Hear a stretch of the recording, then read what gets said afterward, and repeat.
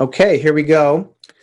I'm going to welcome everybody to the City of St. Helena regular City Council meeting, Tuesday, May 12th, 2020. And I'll begin by reading the following paragraph. In accordance with Executive Orders N2520, N2920, and guidance from the California Department of Public Health on gatherings, remote public participation is allowed. We will address the order in the following ways. Members of the public may not physically attend meetings. The City Council meeting will be live streamed on Comcast Channel 28 and on the city's website, barring technical difficulties. Those members of the public wishing to participate must do so remotely via Zoom electronic meetings in the following ways. By either logging onto the Zoom link located on the meeting agenda. Please download the app to your computer or mobile device and enter the meeting ID, or by calling a listed number and enter the meeting ID. Public comment for City Council meetings will be accepted via email to publiccomment@cityofsthelena.org. And now I will call on Priya Nixon, the Assistant to the City Manager, to highlight how public participation will be received. Thank you. Thank you, Mayor Ellsworth. Welcome everyone to tonight's council meeting. So I just want to go over how members of the public can participate in the council meeting. So as Mayor Ellsworth said, we do accept public comment to the public comment email address up to 1 hour in advance. However, you're also welcome to attend the meeting live, and there are a few ways to do that. So first, you can download the Zoom app and join via the link that's listed on the agenda.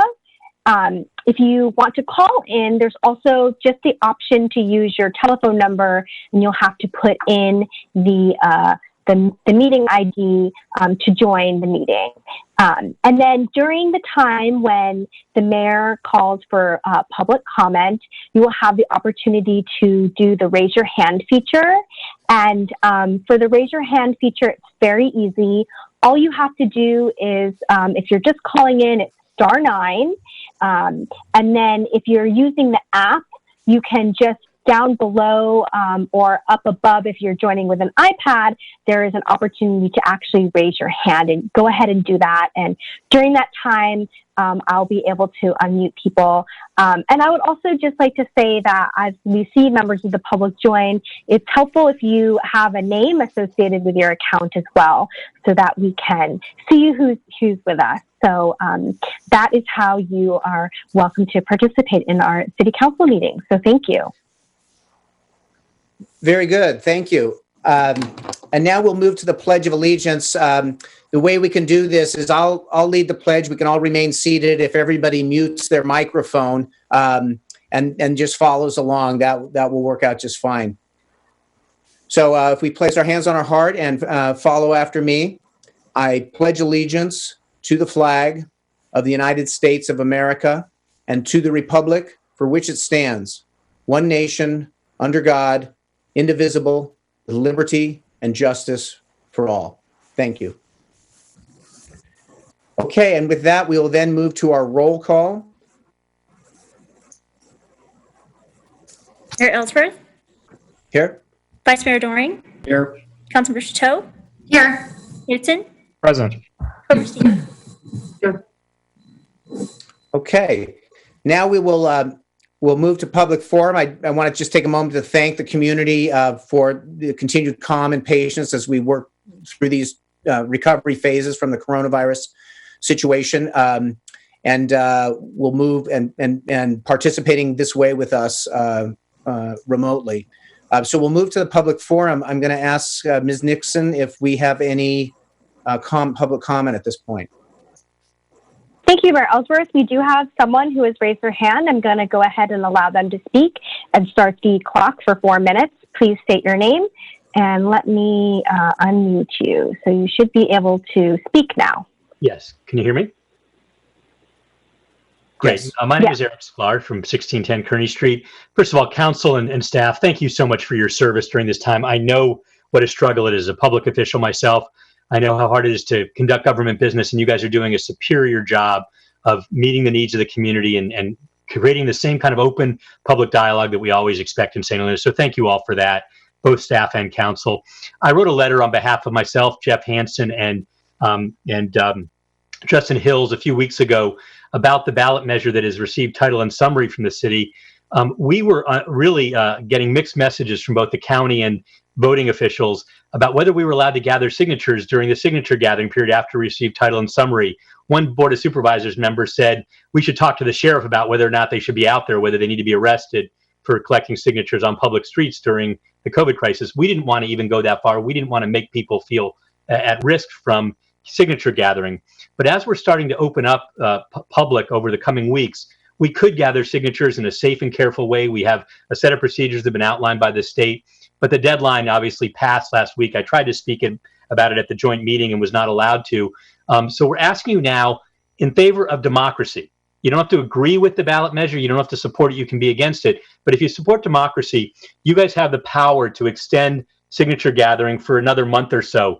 You only have to verify 50 signatures under the usual procedure of sampling, which takes about 3 or 4 hours. So there's no rush. You don't need to make a final measure to put it on the ballot until August, so we have months.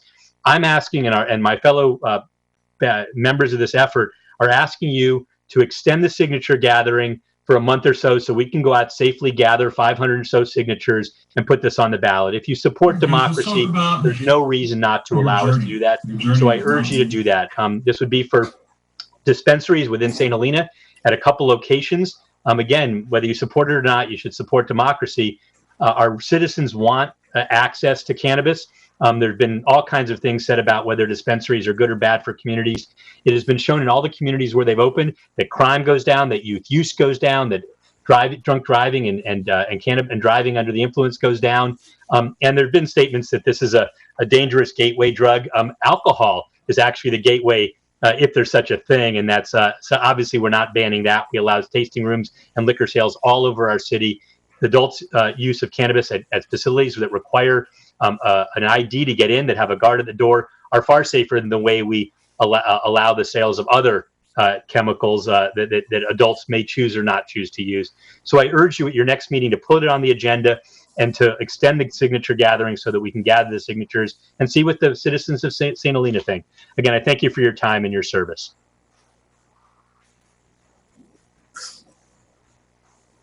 Jeff, you're still muted. Thank you. Thank you, Ms. Nixon. Is there anybody else on public comment? Yes, Mayor Ellsworth, we do have someone else. I asked for this next person. I'm not seeing a name. I'm just seeing, I think, what might be an organization name. When I unmute you, please state your name. Thank you. Hold on 1 second.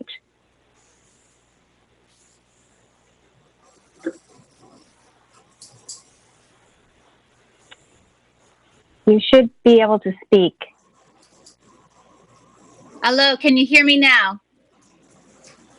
Yes. Thank you very much. My name is Nicole Warwick.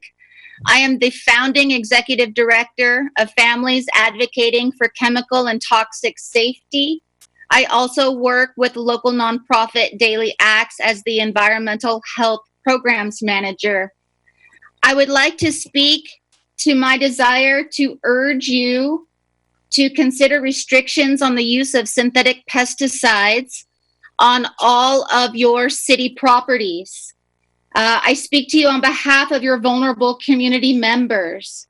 Pesticides such as glyphosate, pyrethrins, toxaphene, etc., are responsible for not only cancer, but impaired fetal growth, cognitive functioning, and neurodevelopment of youth.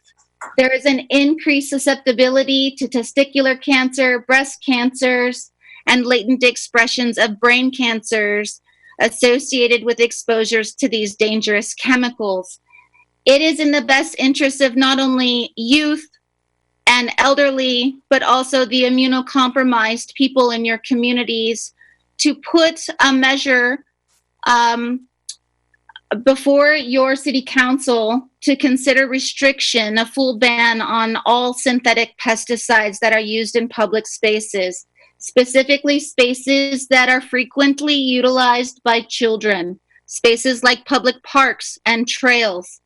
This is particularly important at this time considering COVID-19 and how vulnerable our community members are. Our body burdens are already high enough considering what we're dealing with, and exposure to these dangerous pesticides are a further assault on our immune system. It is in the best interest for us to prioritize the health and well-being of our community members over the aesthetics and the benefits that these products might provide. These are persistent pollutants that remain in our environments and enter our bodies through exposures from our watershed, dust, and skin. They can remain for months. They are fat soluble. We carry them with us for long periods of time, which is why it is very, very important for us to eliminate these toxics in our environments. I have worked on a team that was successful in Sonoma County in banning and restricting the use of synthetic pesticides in Rohnert Park, Cotati, the county of Sonoma, the town of Windsor, Santa Rosa City schools, and we are working on initiatives currently in Petaluma. I avail myself to support you in this process. Thank you very much for your time.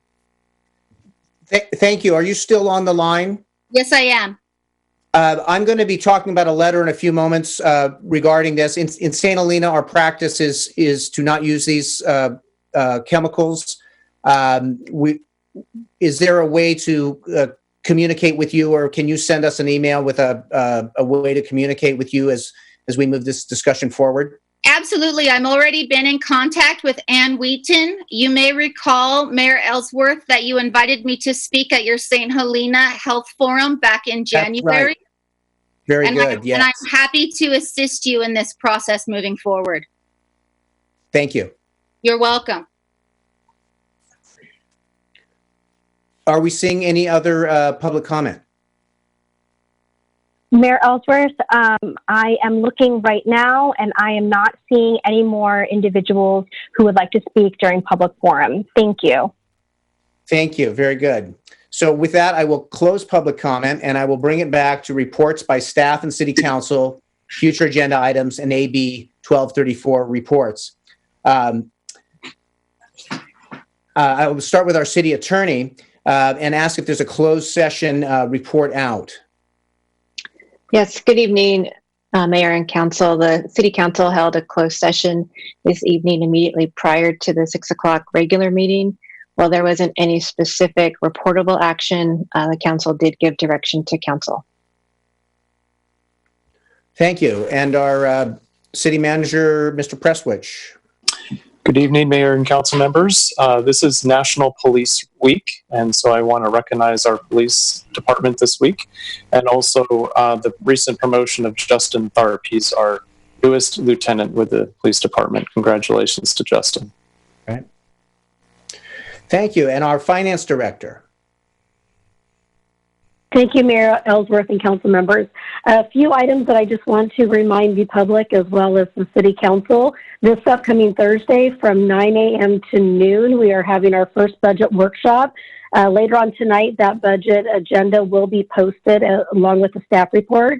Because of COVID-19 this year, we are actually doing things a little different. So more of the first workshop is to talk about strategies and how we are approaching the budget. The second workshop is going to be tightening up a few more numbers, and that will be on May 28th. My apologies. And then the next two regular City Council meetings of June 9th and June 23rd, I believe it is, are the dates that we'll be finalizing the fiscal year 21 budget. And I also wanted to let everybody know I was very excited to receive this news on Friday. But on Friday, we did get a notification from GFOA, which is the Government Finance Officers Association, that the City of St. Helena has been awarded the Distinguished Budget Presentation Award for their current year budget, so for the fiscal year 1920 budget.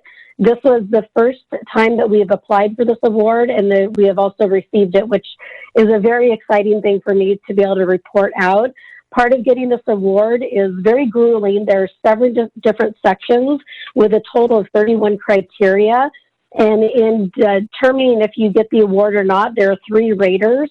And in all of the sections, at least 2 of the 3 raters have to grade you at a proficient or outstanding level. So it is quite a rigorous checklist we do have to go through. And I am very happy because of council's support and direction over the past couple of years. We did receive 1 outstanding check mark in the financial policies section, and then we received 2 outstanding check marks in the long range financial planning section. So I'm very happy to report that to the city council as well to the public. Congratulations. Very good. And Ms. Goberstein? I just said congratulations. Job well done. Yes, I have to say we're very proud of our finance department and the work they've done in general and through this coronavirus situation. So we're most appreciative. Most appreciative. Thank you. Great. Thank you. So from our city clerk, is there a report? Nothing to report. Very good. And Public Works? I'm happy to report that we broke ground last Wednesday on the downtown restrooms on Money Way and Oak Avenue, and the footings were poured yesterday, and we placed the order for the delivery of the actual bathroom structure for 2 weeks from now. I haven't got a confirmation on that, but things are happening, and just wanted to give you that quick update, and hopefully they're open by the end of the month or early mid-June. That's wonderful. Seeing a legacy project like this move forward. So thank you very much, particularly in this current situation to see these projects move is great. Our planning and building. Good evening, Mayor Ellsworth, members of the planning or the City Council. I don't have any items for reporting tonight. Thank you. Thank you. Do we have any reports from our police department? Other than what our city manager already mentioned, I'd also like to recognize Sergeant Phil Bianco as being promoted as our latest sergeant. Thank you very much. Thank you. Congratulations to the officers, and please thank them as well for their continued vigilance through this situation and keeping the calm in St. Helena. Thank you, Mayor. And now I'll move to our fire department. Good evening. I have to report morale is good with the firefighters, and they're all staying healthy, and supplies are at adequate levels, and the calls are down approximately 20 to 30%. And the calls are very sporadic. You'll have 6 one day and then none for 2 days. And that's what I have to report. Thank you. So now we'll move to our council members. Mr. Knudsen. Nothing from me at the moment. Thank you. Thank you. Ms. Chateau. I did have something because I received a letter from a group called Sustainable St. Helena, an environmental alliance, asking me to sign their letter, similar to the public comment we heard about. They want Napa County Board of Supervisors to ban the use of the chemical that's in Roundup and all other synthetic pesticides. And I realized I wasn't sure exactly what we did. Our city manager had advised me that we do have an informal policy, but I realized that it would be helpful before I made a decision on what to ask the county if I understood what we are doing in our own city. So I was wondering if anybody else has any interest on council in getting a report back on what our policy is, and or we could formalize it or not, but let's just understand it more. I see a thumbs up, Paul. Thank you, Paul. Yes, I support that as well. Great. Anything else, Ms. Chateau? No, that's it. Ms. Goberstein. I have nothing to report. Thank you. And Vice Mayor Doran. Yep. Okay. Thank you. I'll just make a few comments here. First, I want to. How do we thank the staff for the incredible work that you've done these past months with this situation? It's remarkable. Staying on track with day-to-day efforts and legacy projects and responding to this emergency. It's remarkable. And doing it together with this council and with this staff, I just, so much gratitude. I just want to express that. We continue to meet 3 times a week with all the mayors and city managers from the county CEO, the board chair of the Board of Supervisors, and the county director of health to make sure that we're interpreting the state orders consistently through our cities. We know it's taking a lot of patience for our community, our businesses. We're moving into recovery phases. We're trying to communicate the order from the county and the state to our local businesses and residents so that we move cautiously forward, but definitely forward towards recovery. So I just want to thank the community for the continued patience, calm that's gotten us this far and will get us all the way through. So thank you for that. The pesticide letter that was mentioned is something that I know about and am urging our county, hopefully, to follow what we've been doing. I know in St. Helena, we'll get a little more specific on that. But this is not addressed towards private industry, but to the county and use on public spaces. And we hope that we can all the cities in the county follow what we've seen happen in Marin and Sonoma, and everybody sort of moving in this direction. So I just want to put it out there that that's something that I'm aware of, and I'm certainly in favor of moving that conversation forward with a letter such as this. I want to touch very briefly on the ceremonial flagpole and flags that will be coming up this year. Will be through from May 16th, which is Armed Services Day, to the end of the month of May. The POW MIA flag will fly. June is Pride Month, and the Pride flag and the trans flag will both fly simultaneously through the month of June.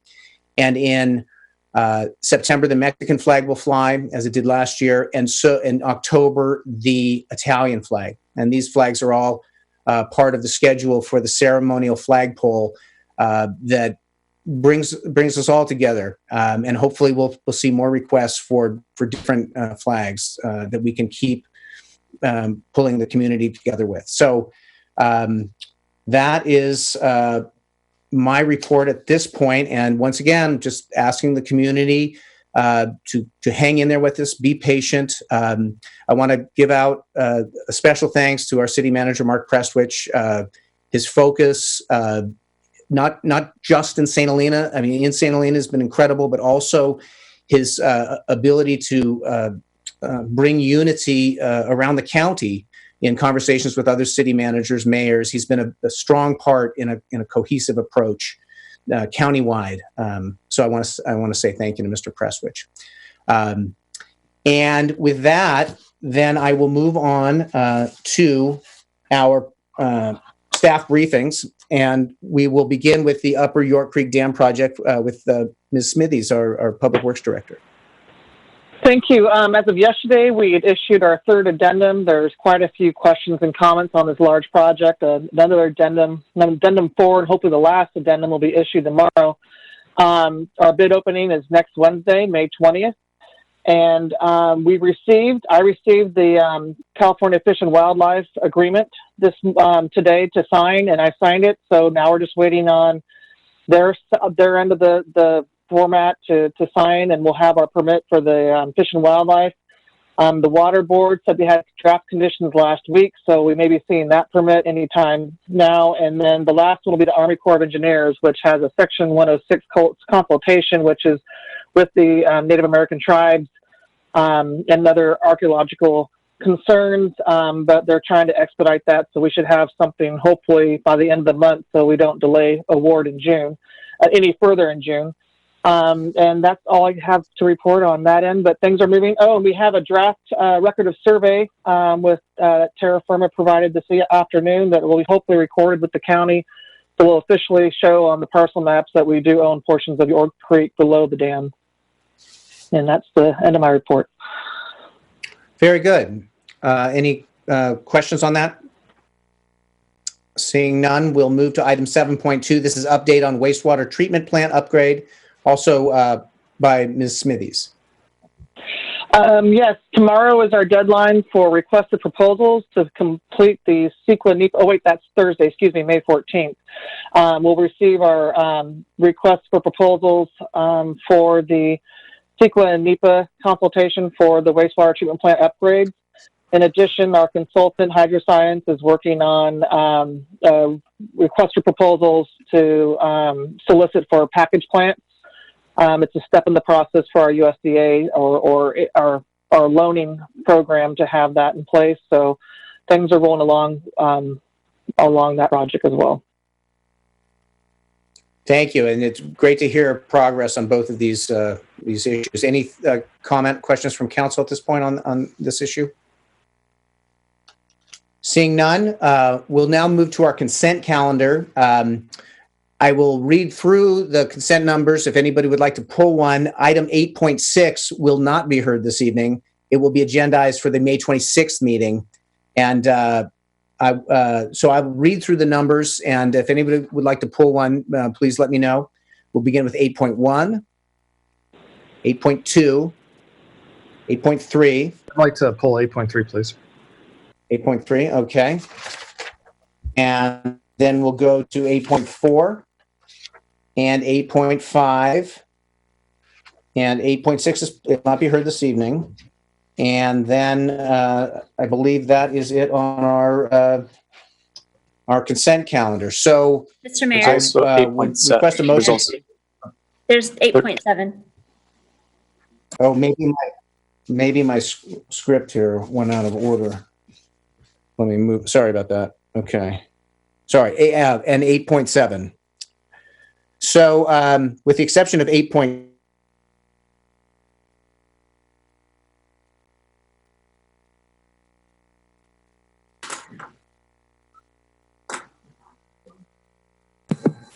We lost him. Sorry about that. I just went off screen there. Can folks hear me now? Yes, you're all good, Mr. Mayor. Okay, so I would entertain a motion to pass the consent calendar with the exception of 8.3. I move that we pass the consent calendar with the exception of 8.3 and 8.6, which was taken off. I'll second. And roll call, please. Councilmember Chateau? Yes. Oberstein? Yes. Knudsen? Yes. Vice Mayor Doring? Yes. Mayor Ellsworth? Yes.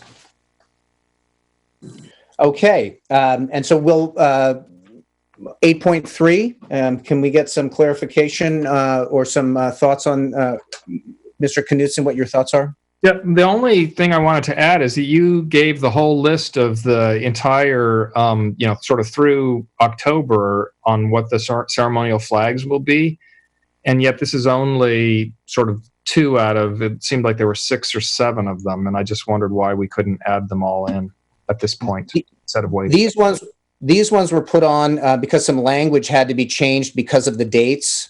The other ones, dates fall on a calendar, a repeated calendar. So that's why these ones showed up here, was to modify the dates of these 2. Okay, got it. So my clarification is that we don't need to formally approve the other authorizations. This is simply is that right? Yes. It's an adjustment of the dates. The other ones are already approved. Okay, great. Thank you. Very good. Thank you. Thank you. I have a question. Yes. I have a question about the policy here. I think when we're talking about a non-governmental flag, that it's supposed to be brought to the council by either the mayor or the manager, and then I think the council decides whether to approve the request. So I'm not objecting to what's happening in September or October, but this is sort of a follow-up to David's. Are those coming forward for an official approval? And were they requested by the mayor or or a member of the council? My understanding is that the language from last year when we first introduced them was that it was in perpetuity. I may have, is that Mr. Presswich, do we have any clarity on? Mr. Ellsworth, could I add my 2 cents? Sure. I actually submitted for the October for the Italian flag. My understanding is that a member of the council would have to do this each year, that it's not in perpetuity, that we have to, either the mayor or member of council, Ms. Koberstein, right, Mr. Doring, Ms. Chateau, myself, yourself, to give it to the city clerk, and the city clerk would then put it on the calendar, I think. Yeah, I think that's correct. I may have said vice mayor, but it is mayor or a city council member. And I only ask because I think it should come through some official channel and not get in a situation where members of the public are asking for the same month or whatever. I think we should follow the procedure. Mr. Presswich, do you have any clarification on that? The language that was used last year was somewhat vague and I think could be interpreted a couple of different ways. And we're comfortable bringing this back on an annual basis for any flag. That's fine. Okay, very good. Ms. Koberstein, does that answer your question? Yeah, I think we should look at the policy and just be sure we're following the policy. I don't think there's anything in there about in perpetuity, but I'll be happy to look. Okay, very good. Thank you. Okay. Okay, so with that, I'll move approval of 8.3. Second. Councilmember Koberstein? Yes. Vice Mayor Doring? Yes. Councilmember Chateau? Yes. Knudsen? Yes, please. Thanks. Mayor Ellsworth? Yes. Okay, with that, we will move to public hearings, and this is item 9.1, and it is a discussion of potential activities and projects for inclusion in the 2020 Community Development Block Grant, CDBG applications, and consideration of approval of a resolution approving 1, applications for funding for the Hunts Grove parking lot project, and 2, the execution of a grant agreement and any amendments thereto from the 2019 to 2020 funding year of the CDBG program. And this is going to be Ms. Smithies. Thank you, Mayor Ellsworth. During the March 10th City Council meeting, direction was given by Council for staff to incorporate the Hunts Grove parking lot project as part of the CDBG grant application. And so here we are bringing it back. Over the years, we've heard, or in the past year, we've heard from the Hunts Grove residents that they are in need of parking out there instead of parking out on Hunt Avenue. Therefore, we're proposing that we could add additional 12 parked cars. There's a graphic. It's a cryptic graphic, but it's a graphic of where the parking lot would go, the additional parking. It would add the 12 spaces to what is currently out there. There are currently 117 parking spaces, including visitors and handicap. The additional 12 would give it a total of 129. There is a caveat if in the to we're required to put in EV charging station, we won't know until we start design if anything will trigger the requirement to install full EV charging stations, which would eliminate one parking stall at least. Since it's almost like an ADA parking stall, the amount. If you've seen the Moneyway parking lot or Oak Avenue parking lot, you'll see that there's almost the same setup for accessible parking as there is with the EV charging stations.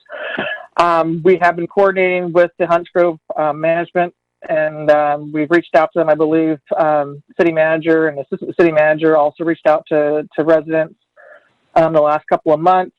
So we're here tonight to move forward and gain your permission to move forward with an application. Very good. Are there any initial comments or questions from council? I have a question. Ms. Koberstein? Is this an over-the-counter award, or is this a competitive? Do we know? I mean, I think some of them, if there's money left, you're pretty assured of getting them. Otherwise, you're in a competitive situation. I believe we're researching that. I'm not sure if Director Mitz has the response to that.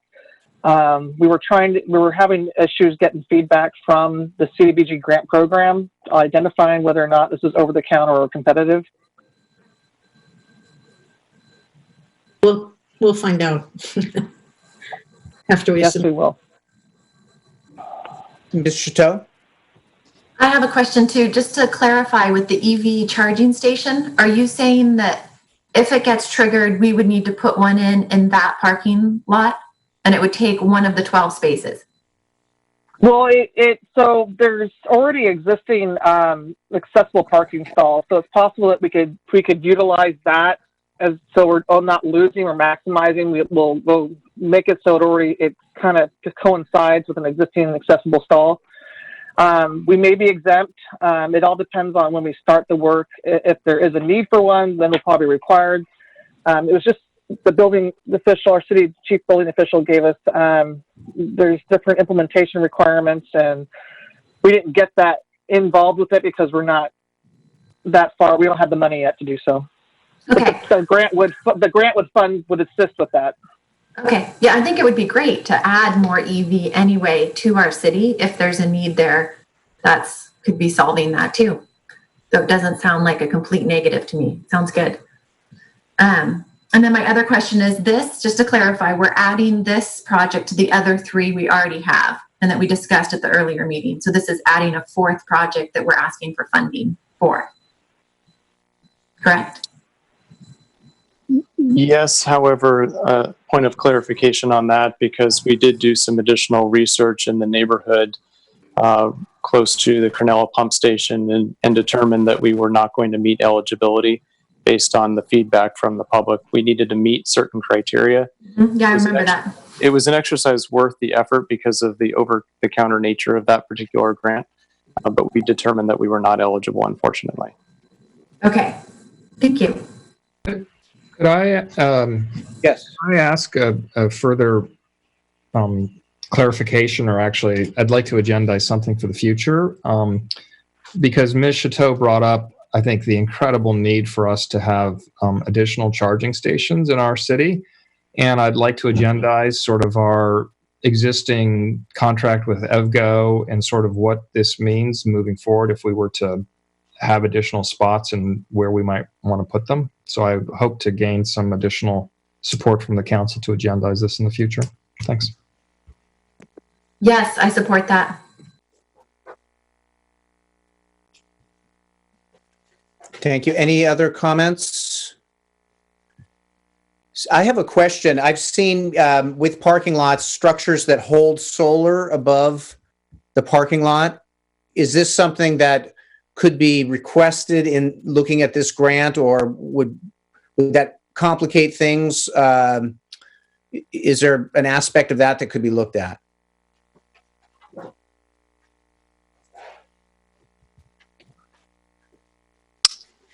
I think it's something that could be considered down the road. I would recommend we separate it for purposes today, but it's that particular complex does appear to present some opportunities for solar. Okay, but it sounds like it would complicate things to attach it today. So looking at this, something like that down the road would be better. Okay, it's certainly something I'm supportive of in terms of moving forward on something like this, or moving forward on this. So I'm going to open it now to public comment. I will see if Ms. Nixon, if there's anybody calling in for public comment. Mayor Ellsworth, I am looking right now to see if there are any members of the public who are raising their hand to speak on this specific item.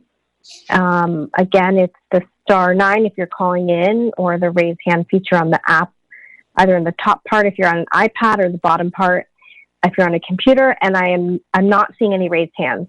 Thank you. Very good. Thank you. So with that, I'll close public comment. The recommendation is to affirm direction. Do we need a motion on this, or is just council direction enough to give what you need to move forward?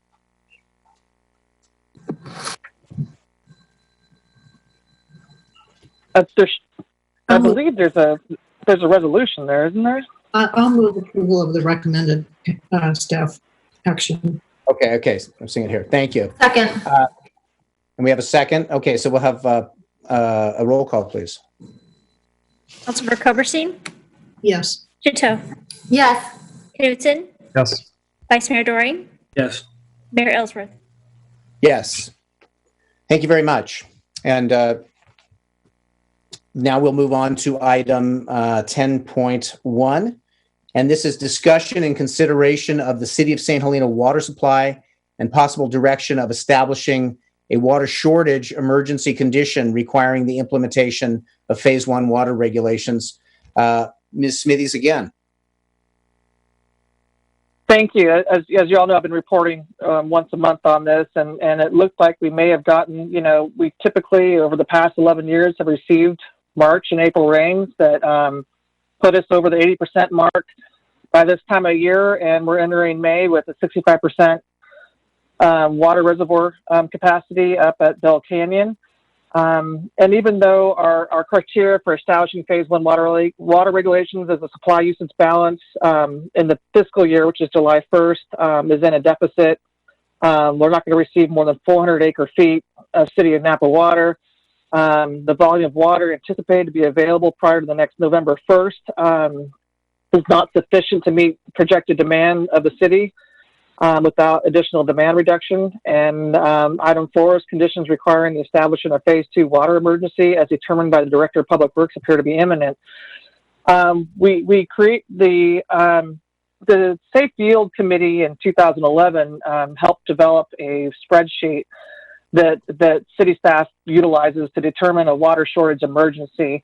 And when consulting this spreadsheet with the last 5 years or 10 years of data, it indicates that we aren't quite there for a Phase 1, but yet we haven't had this kind of lack of rainfall, at least in the last decade, maybe longer. So we're in this kind of a critical decision making of either do we watch and monitor the water supply on a monthly basis and keep reporting back to City Council, or we move forward to Phase 1, not knowing that we could go into a multi-year drought. If anyone's been watching the news and or reading the front page paper of last week, they're talking mega drought.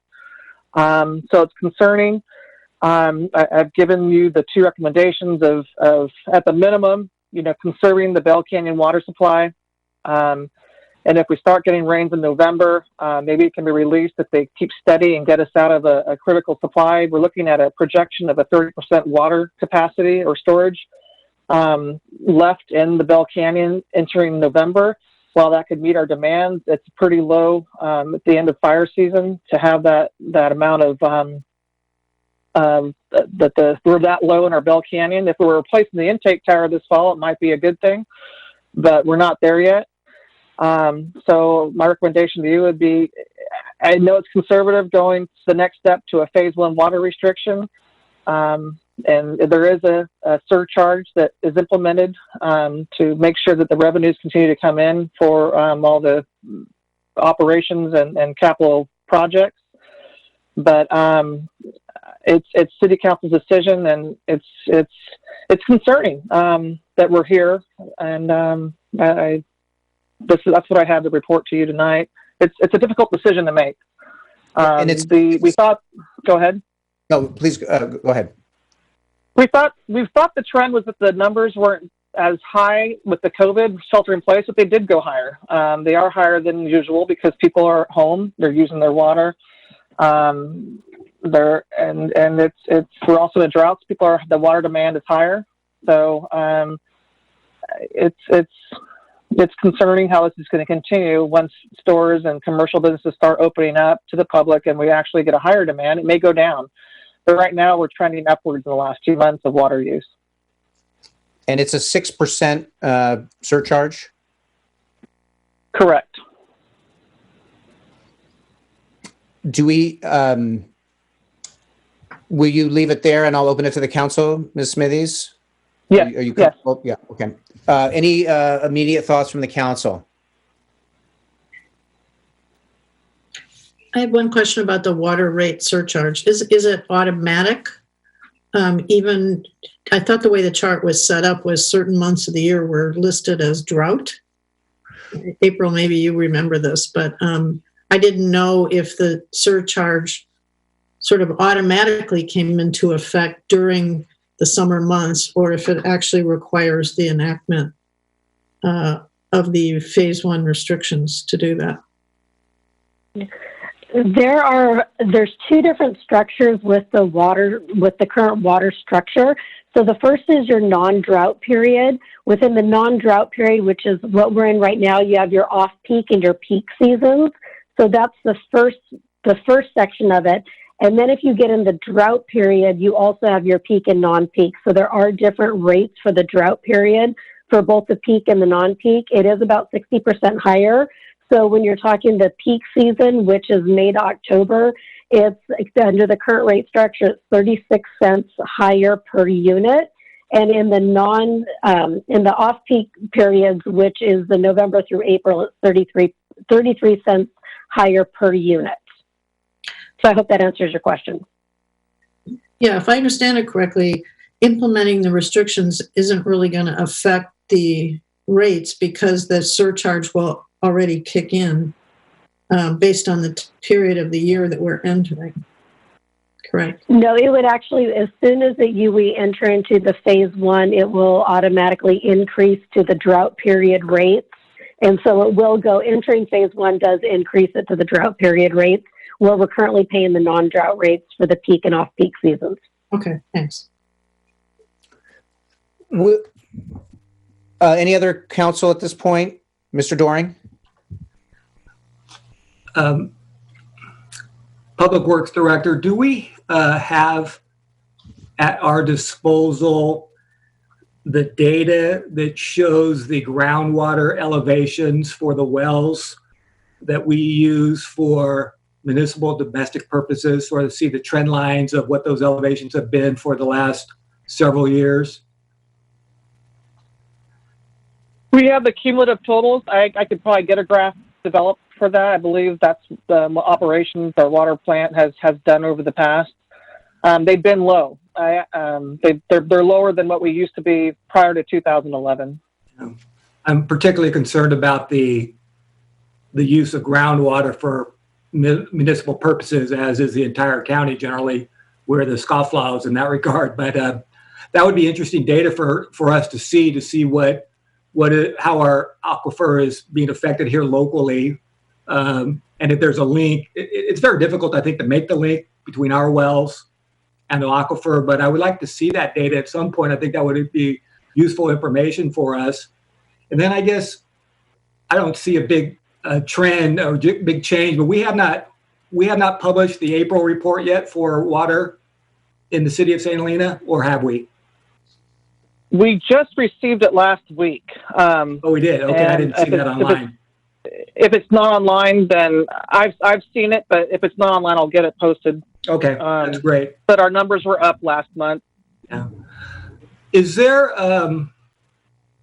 I noticed that we're projecting out our water consumption, our safe yield, to only June of this year, and that's sort of right around the corner. Do we have the ability to project out to November so that we can get a better sense, just based on trends to date, month-to-month trends compared to last year and the year before, what we would expect things to look like and I know it's a guess to a certain degree, but what things would look like in November of 2020 as opposed to June of 2020? We had a couple of, we did some scenarios on if the use stays below, is it practical that the use could be a certain, was it 0.7 million gallons per day, but or would it be more like 1.5, which typically would be where it would only be a 5% difference projection by November 1st or November 15th, that our Bell Canyon supply would still be drawn down at a 20% or a 30% increase to or that meet the 20% or 30% threshold for our groundwater supply. There wasn't much change by November with the scenarios, but I'm happy to provide this graph. That would be good. And I guess just to showing the three water. Thank you. Just to place things in context, we have never come close to having a 30% capacity at Bell Canyon Reservoir, I would say I'm not aware of one. Can you speak to that issue? I mean, I know we've been in the 50s and 60s percent. 30% is a fairly dramatic reduction. Is that correct? I don't know. When's the last time we ever even came close to 30%, if ever? I would have to go back further in the files. But I was just saying in the last 11 years,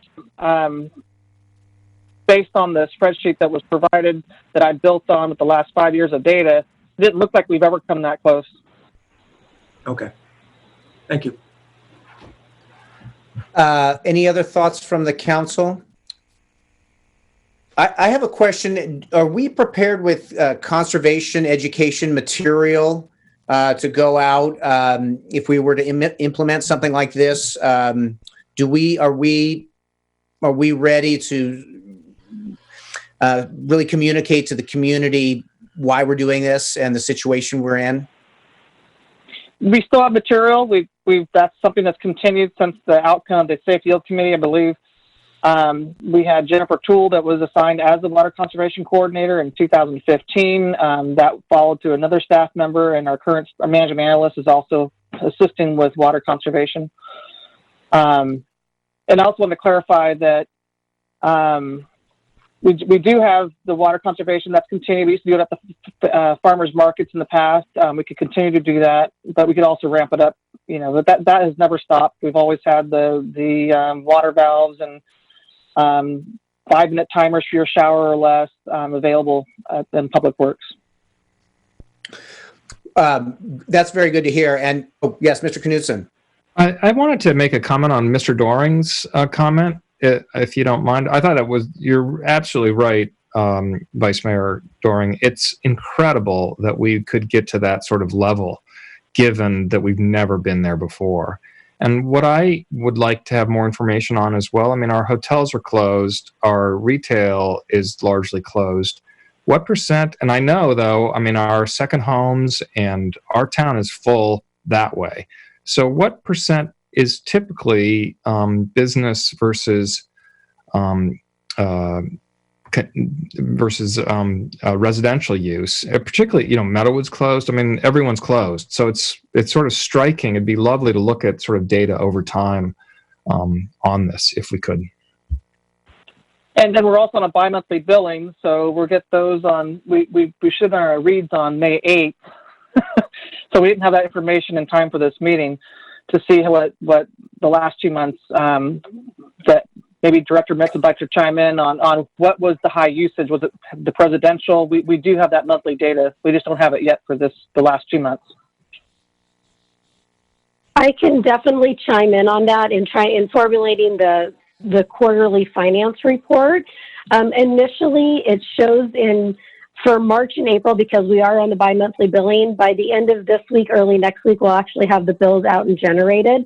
But in looking and analyzing the raw data itself, it does appear that water usage for March was up, and it was up more in the commercial non-residential area and then lower in the residential. And then in April, those two swapped. So all of a sudden you see lower in the non-residential and higher in the residential usage, which is kind of what we expected. Overall, the net is, the trend is that it's lower water usage as of right now. The effects of COVID-19, that's really going to have some implications on what happens for businesses as far as their water use. If they are able to start opening up, I'm projecting that we'll see an increase in the water usage because of extra sanitation, extra things that have to be put in place for them to be able to open up. But as of right now, it looks like March, you had a very, very high in non-residential, low residential. April, it flip-flopped. And then we'll see what happens during the March, during the May trends when people start opening back up again. Those were kind of the initial trends that we saw just based on the raw data. Thank you. Any other comments? One thing I believe that, we know from the last time there was a drought that the drop in revenue impacted our water and wastewater enterprise funds. We know that looking forward, when we implement something like this, we have these economic challenges related to our water. The fact that we know that means that we can be proactive, looking ahead, and so all of us working together, whatever the situation, I know that we'll be able to navigate it. But I think we have an opportunity this time around to be a little bit in front of the situation. With that, I'm going to open it to public comment. Ms. Nixon, is there any public comment at this point? Mayor Ellsworth, I'm looking right now to see if any member of the public who is on our Zoom call is raising their hand, and I am not seeing any raised hands. Very good. Thank you. So I'll bring it back. I'll close the public comment.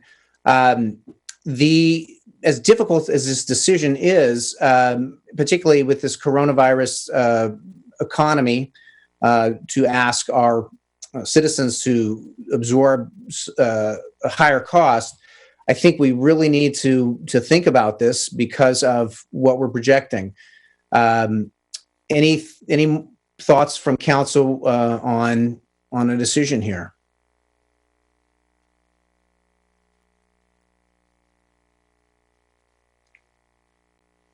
I could step forward and say that I would rather be safe than sorry. Water is fundamental. It is hard to ask people to pay a bit more, but if we run low, we are going to be regretting it later. I think, in my opinion, we need to consider implementing the phase one restrictions. That's my thought. I'm not sure where the rest of the council is, and so happy to have that discussion. Mr. Toe? Yeah, thank you. That's where I am too, but I just had one question. Ms. Smithies, I keep thinking about your comment when you started at the beginning where you said we're not quite there yet, but the numbers are concerning. What did you mean by we're not quite there yet?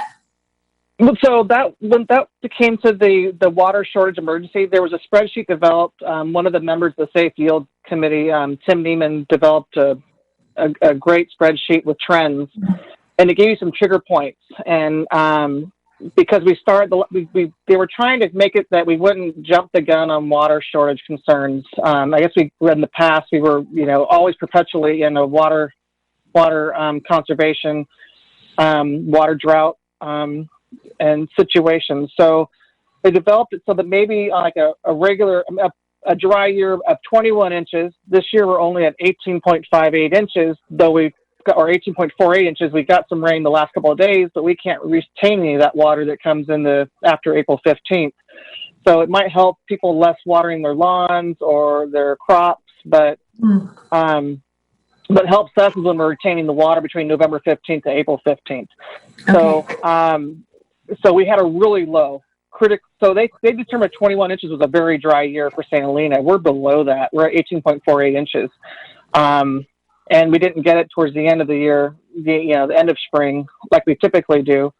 Not that would have helped too much, but we're just, the spreadsheet, the theoretical says we're not there yet, but the concern is we may not get rain in November right away.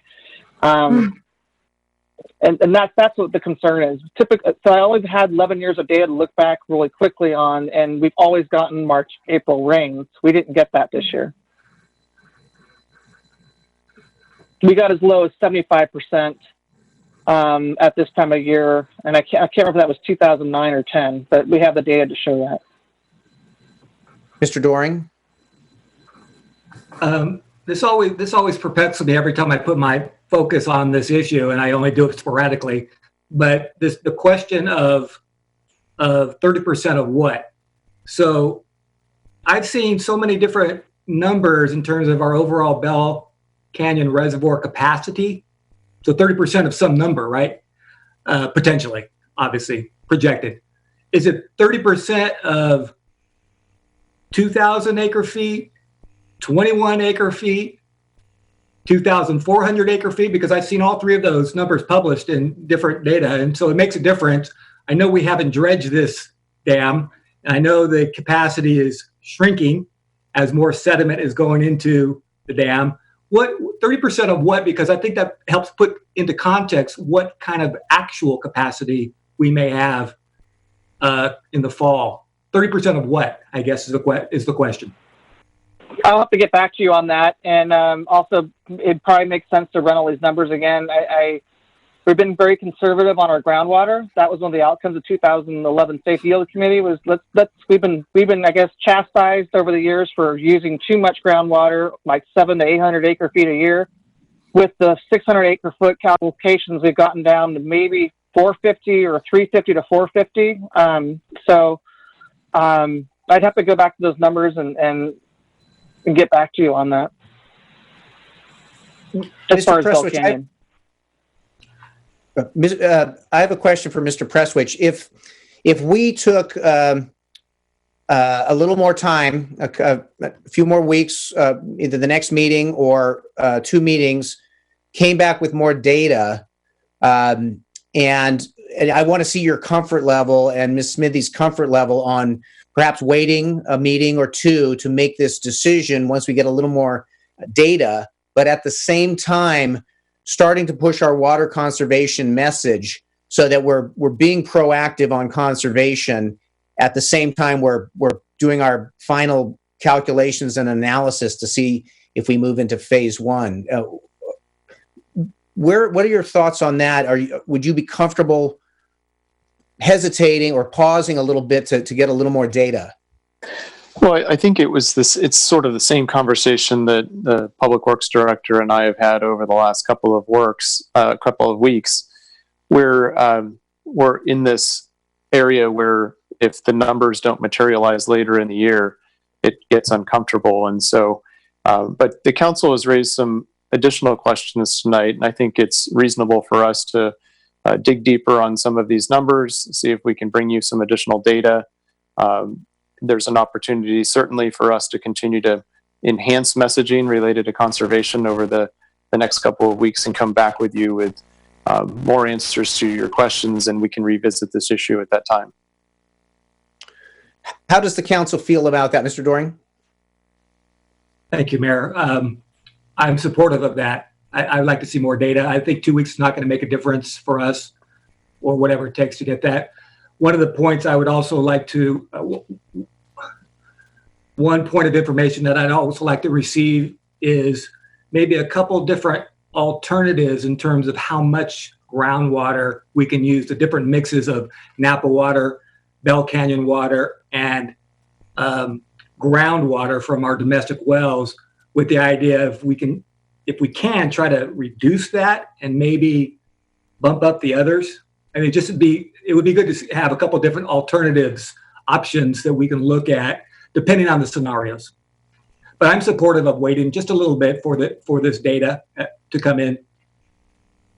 Very good. Thank you, Mayor. Thank you. Ms. Chateau, how do you feel on that? That's fine. Yeah. Ms. Koberstein? I'm okay with that. I think we have to prepare people to understand what the increase is going to be in their billing, and that it's going to be coming at a bi-monthly rate, so they can adjust. I'm concerned about water conservation, but this is also a time when a lot of people are having a difficult economic situation.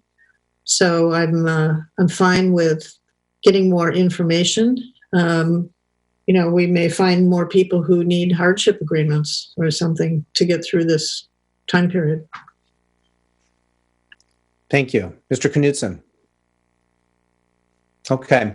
Well, that to me seems like a wise idea to pause a bit, get some more data, start getting the message out about conservation. I think also if we wait, just a little bit, hopefully our local economy will start moving a little bit more through this the recovery phases of the coronavirus situation. So when we revisit it, there may be a little bit more capacity for folks to manage it when and if we make that decision.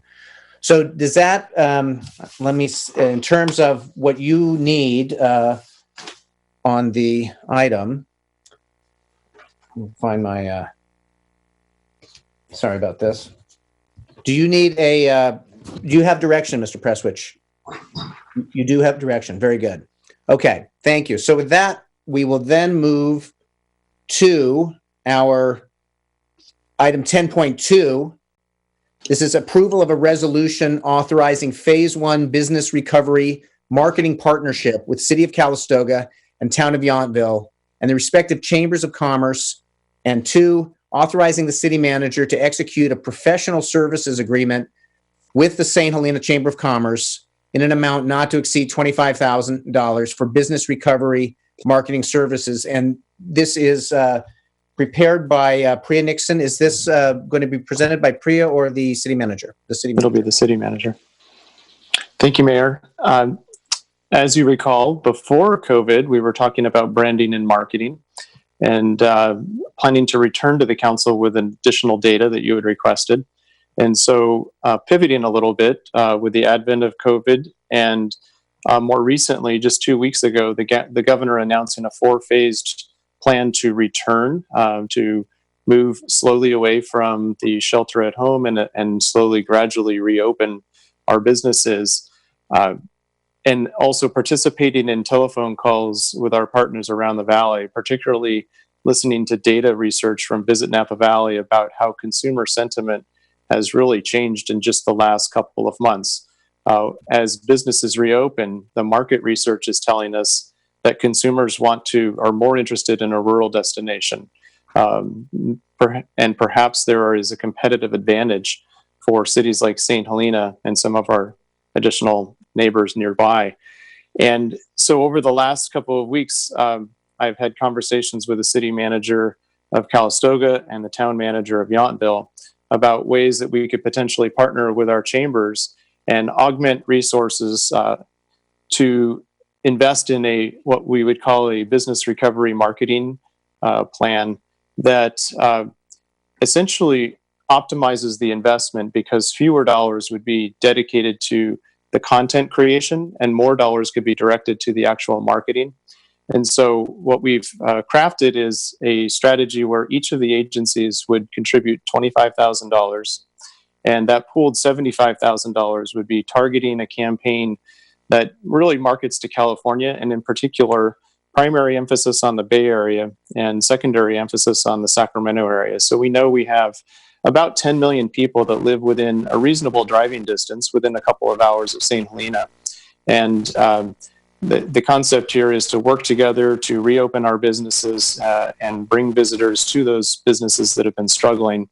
The campaign would target primarily the June to September timeframe. It's approximately 4 months, and we would allow our chambers to manage this campaign. The concept also would be to amplify, really make sure that the campaign is consistent with other campaigns that Visit Napa Valley will be investing in, but really to amplify the Up Valley message. So tonight we also have Amy Caraba from the Chamber who's with us online if you have specific questions for her. And I'll stop there and answer any questions that you have. Thank you. Very good. Thank you. And so I want to start by putting out a thank you to the Chamber for just an incredible job of mobilizing, communicating, really stepping up, working with the other chambers throughout the county. They've been a remarkable asset through this situation. And so I want to start with that. Is there any initial council comment or question for either the city manager or Ms. Caraba on the line? Mr. Knudsen, did you have no? Oh, Ms. Chateau. I had a question, and I don't know either Mr. Presswich or Amy, you can answer it. I'm not sure. I'm just thinking as I'm hearing this, is it so different from the information we've been hearing about not wanting people to come into our community? And I know we need to support our businesses. I love the idea of working with the chambers and giving them this money. I fully support that. It's just so different from the other mode that we've been in, thinking that we don't want, more people that potentially are exposed to bigger cities and all of that, and the moving between counties. And so I just wonder how that communication is going with the public health director in Napa County and what the guidance is on that with businesses, because I know businesses are in the same boat. They want it to be safe as possible for their people that work there and also the people that come and shop in their businesses. So is there anything you can say to that? I can speak to that a little bit. So we're in what the governor refers to as sort of the first phase of phase two, the lighter implementation. And so what we know is that means for retail businesses, more of a pickup variety. Think of it as takeout, but with respect to retail. And what will come later, and probably as early as next week, is going to be a deeper phase two where retail businesses are expected to be opened with appropriate physical distancing and other protocols. And so right now, what is happening is counties are responsible for essentially attesting to and committing to ensuring these protocols are put into place for different types of businesses before the state of California will allow the counties to reopen. And so the county of Napa has been talking with each of the cities about the idea of how to prepare those businesses and be sure that they are safe environments for the consumer. And each of those enhancements is intended, obviously, to reduce the potential for transmission of the virus. And so that will happen. We expect that will happen in approximately a week. I don't want to tell you it's going to be May 19th because it may evolve a little bit. And before the governor moves to phase three, which he recently said would apply statewide, and phase three is defined as higher risk businesses. He described that as either weeks or months, but it's ambiguous as to whether it's going to be weeks or months. I think the real answer is it's going to depend on the data and whether or not there's a trend up in terms of infections or a trend down or a steady state. So we know that, and I've seen some early looks at some of these protocols, and we'll talk a little bit more later tonight about how we implement various protocols for our own recreational programming and activities and amenities. But be assured that the business community is also expected to implement similar protocols to reduce the transmission. And if we do, one follow-up question, if we do have the trend in numbers that goes up greatly or the death numbers, then things change in the county as well, correct, with the phases? And the dimmer switch that's going on? I think it's fair to say that the governor and the county public health director, if the trends are in the wrong direction, whether it's local or statewide, there will be, changes that are implemented in order to contain that. Okay, thank you. Mm-hmm. Thank you. Mr. Knudsen, did you have a comment? I do, actually. I think I'm really grateful to the chamber, and I'm excited for the business community for opening up if we can, despite the fact that we'll all be wearing masks and gloves and whatnot. I've really been impressed with some of the innovative things that some of the restaurants have done for takeout over this time. I think it's been great. I've been really encouraged by how full our city is with the second homes filled up and with people here that aren't normally here. I think we're going to get visitors. I think just like you look at the places like Lake Hennessy, which are packed, they really are. People are going to want to be in rural destinations like ours. And fortunately or unfortunately, I think it's fortunately, I'm psyched that we are within a driving distance of several huge metropolitan areas, Sacramento, San Francisco, East Bay, etc. So I would like to think, I'm hoping that we can have some creative minds think about ways that we can welcome visitors to our town while encouraging social distance. And, I want people to have a good time here despite the challenges, right? And so is there something we could do in Lyman Park that would be appropriate given the fact that we have to be 6 foot away from each other? Is there something that the chamber could sponsor that would be about welcoming people to Napa Valley in a way that, I'm not that creative person possibly, but it seems like sure, we can tell people to come visit. They're going to come visit. So what can we do for them if they come, just like we've done such a great job with Jingle All the Way and with the Harvest Festival? Are there some creative ways that we can welcome visitors to our valley and encourage them to hang out? And clearly spend money in our shops and enjoy, the beauty and the wines and this, that, and the other thing. That sort of like, I'd like some creative thinking around that if we could from all the smart folks in town. That's my comment. Thank you. Any other comment at this point? Vice Mayor Doring? I think the $25,000 investment seems remarkably low. So I know in conversations with Mr. Presley that he indicated there's a phase one of a phase two. So one question that I have in my mind is, do we have a notion of what what the projected cost of a phase two would be? Just in rough numbers, obviously, because we'd have to gather the data to get to phase two. And then the second is there a way to boost that up a little bit? And if so, are any of these costs potentially reimbursable through FEMA or some other potential federal or state grant? It's almost like in the category of business assistance. I'm just curious. It's not every dollar is a dollar that I would like to get reimbursed, but it's not significant. So if it is reimbursable potentially, I'd actually recommend more dollars now.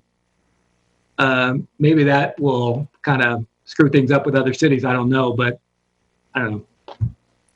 So to answer Vice Mayor Dorian's question, yes, he and I had talked about, and the report indicates that this is considered, we're recommending that we think about this as a phase one approach, and that should the data that we receive from various analytics and also just anecdotal data from our business community and our neighbors' business community tell us that the investment seems to be paying off in different ways, then what the finance director and I have done for the draft budget that we will begin talking about on Thursday is we've placed $50,000 in that budget as a placeholder for business recovery marketing. And one of the values of our thinking related to pooling money together was intended to take advantage of what we think is a competitive advantage for these small up valley cities, pool the resources so we could, again, spend more money on targeted advertising. We have heard that I heard that the investment from Visit Napa Valley for their business recovery phase one would be in the neighborhood of $50,000. And so this would be amplifying $50,000 of investment from Visit Napa Valley with another $75,000 in phase one. That's really money that would be deployed in advertising over the coming 4 months. And certainly as the data comes in, we can talk about subsequent phases to this business recovery effort, because while we haven't talked about or anticipated a phase three, it may be mutually beneficial for the business community and city revenues to amplify the messages down the road as well. So I think it's fair to say that the other cities felt comfortable with a $25,000 starting point for phase one. And I think it's also comfortable to say that they were also thinking about a second phase and would be willing to do a second phase of marketing as well. And we could talk about phase three beyond, and I haven't had that conversation yet. Thank you. Additional council comment, Mr. Knudsen? Sorry, I'll just come back and Ms. Koberstein, take it away. I mean, great. Yeah, I think we should. I'm hoping. I know that Stephanie's on the call and others are on the call. I just hope that we can do some creative things to welcome people here, not just bring them here and have them shop. Right? Can we put some minds on this? I hope. Thanks. Ms. Koberstein? Yeah, I think the idea of working with our two neighboring Up Valley communities makes a lot of sense. I am a little concerned about keeping an eye on when we actually start this campaign, because my understanding is that the 6 counties in the Bay Area are still under a shelter-in-place order to not, to stay home except for essential travel. So maybe that's going to change in June. But if you might just want to keep an eye on that to see when you actually start this and start inviting people up here, so that we can extend the dollars and have them, really pay off when people can actually make the trip. But I certainly think we have to do something, and coordinating with our neighboring communities, I think, is the best way to spend our money and make something happen. I would like to, could I Oh, speak? yes, Amy. Yes, please. Well, first, I just want to thank the council for being so open to the idea. When Mark and I first talked about the partnership with the other cities, I think some key things that are really important to some of the questions that have come up is, this strategic marketing plan wouldn't start until we are in those certain phases to, some concerns like Mary just brought up with the Bay Area, et cetera, and we can adjust where we're going to target. So let's just say Sacramento were to open up, but Bay Area hasn't per the county guidelines, then we would adjust where we're marketing. But again, it would start when those phases are starting. In terms of the creative, we're already getting some proposals and getting really creative with the messaging, still keeping it in line with what Visit Napa Valley is presenting. But something that I think is really important is a lot of the early numbers are showing that even though we open up, people are still going to fear traveling, and they're still going to fear leaving their communities, which is why it's so important that we do focus on these drive markets to bring people to the area. And the idea of pulling the money, if St. Helena Chamber were to just take that $25,000 and do a marketing plan for St. Helena, we would get some traction. But if we pull with the other cities and have a consistent message, the traction will be so much more greater. And we're able to track that through a strategic landing page that would be created. And so we feel really confident that this strategic marketing plan, is very important that we start getting it built, because it's going to take us a couple of weeks to get a strong plan built. But we do feel that it will really help with the recovery efforts. And I hate to use that word, but really help the city kind of bounce back from all of this. So thank you so much for being open and considering this. And I feel very confident that myself, Whitney, and Bruce from the other chambers can do a great job marketing the three towns. Very good. Thank you. Thank you. Mr. Doring, did you have a comment? I'm in my downtown office in Calistoga right now, and I always think about the Napa Valley Fairgrounds as a great resource. It's a lot of bare land out here. One thing that prompted my mind, I saw somebody, it's not my idea, but the notion of a drive-in movie theater where people drive their cars 6 feet apart to watch a movie. Could be one week for young people, another week for Napa Valley centered movies, wine kind of movies, or whatever it is. I think it'd be kind of interesting to explore. Might be a nightmare for the fire chief, but it'd be interesting. I've heard that from other people, and I know that we don't have that many places where you can spread out that many, but even if it was 25 or 50 cars, that would be kind of cool.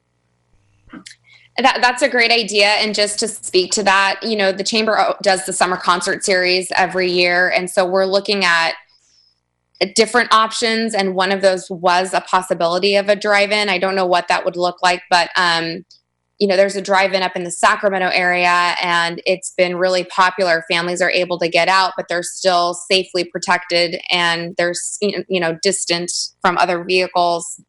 So I think in terms of your question, Paul, the Chamber can continue with our events that we do. We're going to have to get creative because we don't want to just stop everything, right? So if Summer Concert Series is different, and I don't know exactly what that looks like I said, I'm mulling over different ideas. That could also be a driving force to safely bringing in, some people to St. Helena. Thank you. Thank you. I'm going to open it now for public comment. I'll ask Ms. Nixon if there's anybody in the queue. Mayor Ellsworth, I'm looking right now to see if there are any members of the public who want to speak for public comment, again, they can either check *9 on their phone, or they can use the raise hand feature at the bottom part on if you're using a computer, or the top part if you're using an iPad. I'm not seeing anyone right now, Mayor Ellsworth, who wants to raise their hand to speak on this item. Very good. Thank you. So with that, I'll close public comment and bring it back to the council. I've got a few comments. The first thing is that I'm so pleased to see this Up Valley collaboration. One of the silver linings that's come out of this extended situation is this dialogue between all of our Napa County cities, and our Up Valley cities, smaller cities, have some things in common, and seeing us pool our resources and getting a word out, I think is great. We're communicating as cities. We're communicating with our chambers. So I'm really pleased to see this. I think the comments that Mr. Chateau brought up, I think are important to think about. Making sure that what we do safely. Sort of the dimmer switch idea, that we move forward, knowing that it will be business with protocol. So we've done a great job at flattening the curve. We're looking at the numbers, and we know we've done an excellent job as a community. We're not through this yet. We have a ways to go.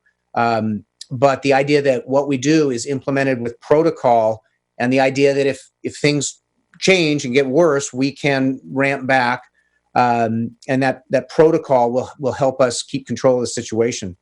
So I'm certainly in favor of this. I think Vice Mayor Doring brings up some points that I think were addressed, that if additional funding is needed, if this is a first phase, we start with this. The idea that the cities are pooling the money, I do think it will go further, and the targeted marketing, as Ms. Koberstein brought up, making sure that we're spending the money in the right spot. So I'm certainly in favor of this. Are there any other thoughts? Okay, well, seeing none, looking at this, we are looking for the recommendations, approval of a resolution, and is there a motion? I'll move approval of the resolution as drafted. I'll second. Roll call, please. Councilmember Koberstein? Yes. Chateau? Yes. Knutson? Yes. Vice Mayor Doring? Yes. Mayor Ellsworth? Yes, and once again, I want to express great gratitude to the Chamber for the work they've done. Thank you. With that, we will move to item 10.3. This is the City Manager update on COVID-19 emergency discussion and direction regarding anticipated reopening of city amenities and associated protocols. And this is Mr. Prestwich. Thank you, Mayor. We are about 7 weeks into the shelter-at-home order, and I wanted tonight to present an update to you on a number of items. First, a little bit of background and status on the emergency. I want to briefly touch on our Emergency Operations Center, describe, which I have already a little bit, describe the governor's protocols regarding the phased reopening, and then talk to you about what that means for St. Helena in terms of recreation and some other amenities. So to begin with, Napa County today is reporting 81 confirmed cases of COVID with 3 confirmed deaths. A total of 2,505 individuals have been tested in Napa County, and 2,368 tests were negative, and 56 tested positive, 56 tested are awaiting test results. There are 96 individuals that are currently being monitored due to having a close contact with a confirmed case. And of the confirmed cases, 36 individuals have recovered. So that's an update on the status. As you know, we've deployed what I call a virtual emergency operations center. This is a group of people that are assigned to different sections that meet daily at 9 a.m. Some of those meetings are as quick as about 10 minutes. Today's lasted about 45 minutes. So it depends on what's happening. And we were in a bit of a steady state for a few weeks, but with the new changes that are evolving regarding reopening, it's raising new issues and challenges for us as we think through that. So I want to invite at this time Maya DeRosa, our planning section chief and also our planning director, to share with you on our screens an overview of the incident objectives that are currently guiding our work. Thank you. Okay, I believe we have the incident objectives on the screen now. Everybody can see that? Great. Yes, as our city manager was explaining, we do have a daily EOC briefing at 9 o'clock. As the planning section chief, one of my responsibilities is to weekly review our incident objectives. And I will go through this list with you, and we review this list weekly. And we look at it through the lens of something that we call situational awareness, what's happening at the state level, the county level, and what are the needs in our particular community. And as I read through this, there's some places I'm going to pause and explain what we're doing in those particular areas before I conclude. So as you will see, the operational period is we just are using this week. So we start on a Monday. And our first incident objective is communicate social distancing, hygiene messages, and stay-at-home executive order. And the second one is raise awareness of city website resources for the employees and community. So, and I'll pause on that one. So we're, through the work of the PIO team, we're really doing an excellent job of amplifying press releases, what's the latest on the governor's order, what's the news coming from the county EOC, and putting all that information in a central location on our city website. So people always know that there's a place where they can go in St. Helena to find the latest alerts. The next one, understand governor and public health directives. I think that speaks for itself. Ensure proper documentation, applicable ICS forms. ICS is abbreviated for Incident Command System, and that comes through, all these forms, by the way, come through FEMA, and there are some standard language for various things and documentation that's very important for reimbursement through FEMA. And this is actually one of those forms. Another thing that we do weekly related to it is something we call an incident action plan, and that includes we review weekly a list of what each section is doing in terms of their highlights of their primary tasks, and we update those as needed, and there's signatures that are needed. All these forms are very official. Mark, I know, has a very big inbox some days to keep up with all the signing of the forms. Ensure communication solutions are understood and available. Number 6, provide administrative support to regional food security coordination. Many of you may know that we actually do have a food security branch, which is led by Lynn Albrecht. She's doing a great job of working with COAD and other partners in our community to making sure people know where food resources are. Number 7, initiate tracking of employees reporting sick with COVID-19 symptoms and ensure temperature checks twice daily for those reporting to work at city facilities. And so for a few weeks now, we've actually had protocols and a designated person at Interim City Hall who each employee that does report has their temperature taken. It's recorded on an official form, and daily those forms are sent to our HR director, and they keep those for our record keeping. Number 8, institute new best practices to conduct city business virtually.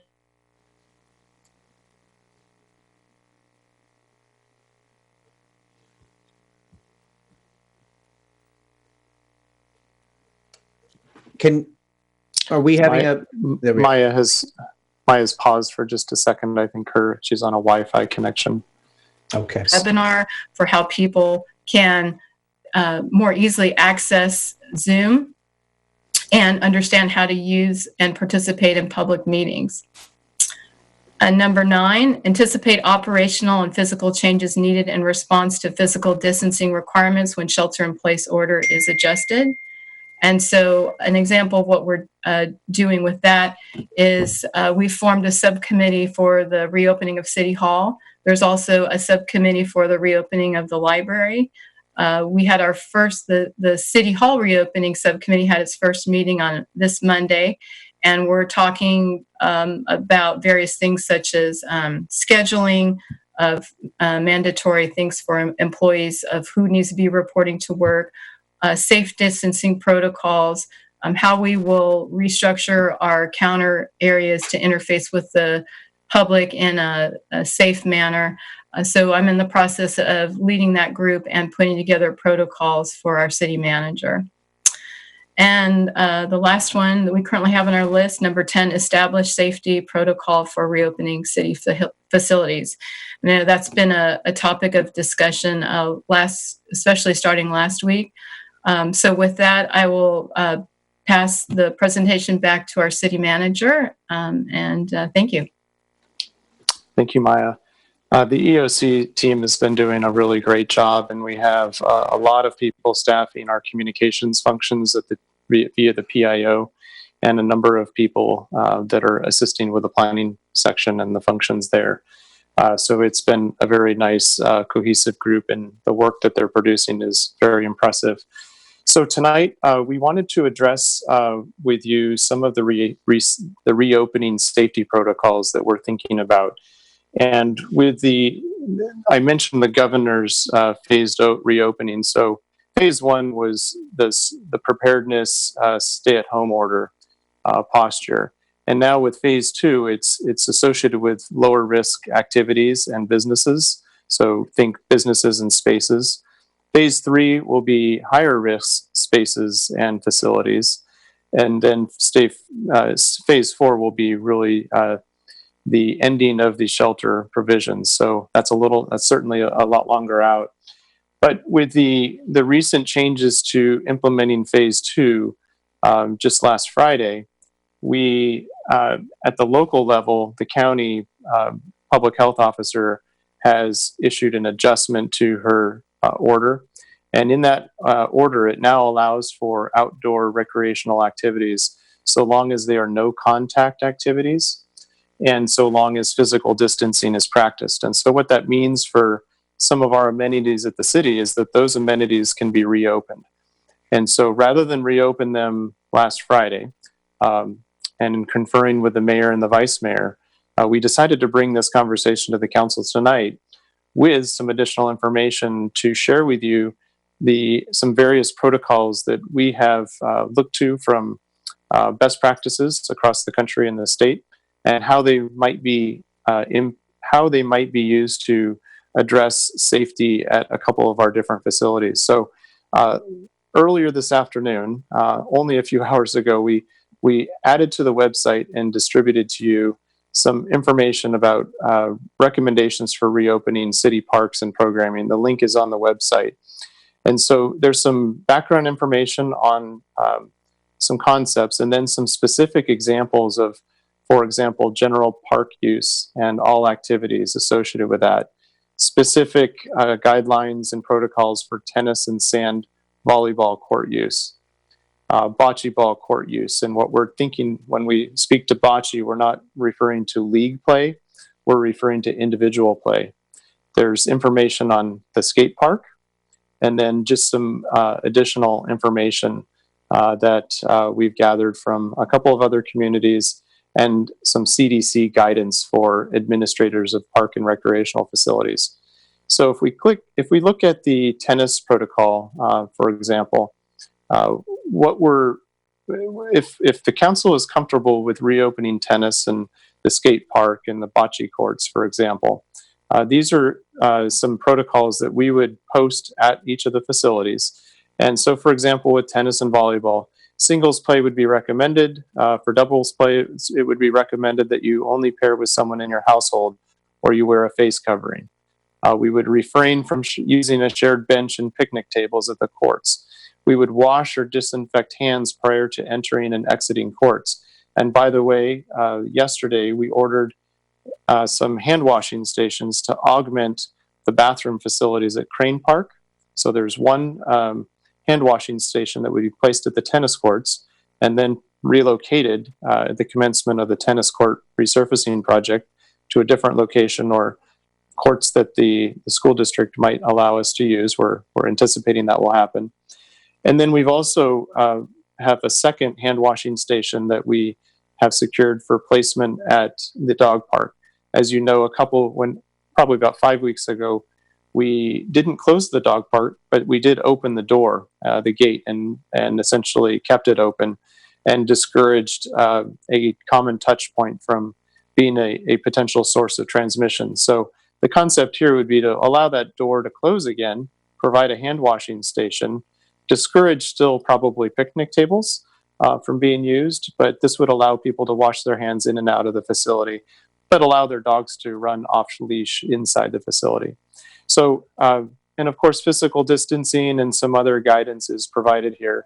And so tonight we're looking for council comfort with these protocols in place, your comfort level with reopening tennis, reopening bocce, reopening the parking lots at our parks, and reopening the skateboard park. And then I want to touch, after that conversation and some feedback, I'll touch a little bit on our fire department. Thank you. Are there any initial comments or questions from council? I see Ms. Chouteau. I have a question. I'm still not clear. Are we saying at playing tennis and I guess bocce, can you do this with somebody else that's not in your household? Like, could you do this with a friend or somebody that's, even a relative that's not living in your household at the tennis courts playing singles and even doubles when you were wearing a mask and doing social distancing, or not? Is this only in your own family or household? This would allow for people to play tennis. The difficulty of trying to determine who's in an individual household is very difficult. And sometimes we define households differently. So we would not expect to have staff or police officers attempting to determine status of household. We would expect people to be responsible about how they play and use the courts. Okay, and then my, let's see, I think that's, I know what I was going to ask. Also, what have the other cities in the county, have they already opened up these kind of spaces or not? So that's a great question. My understanding is they have, and we know that there are some adjacent communities in Marin County and Sonoma County that have also reopened tennis, for example, and skate parks in particular. Thank you. Any additional council comment, question at this point? When we first talked about this late last week, I was comfortable with this idea of waiting until tonight to discuss it as a council. I felt it was a good, cautious approach, but with the idea of moving forward. So I feel like the staff has come back and looked at how we can do this as safely as possible. I'm going to open it to public comment if there's no other council comment at this point. And Mayor, I just have a couple of other real quick points on the fire department, perhaps before public comment.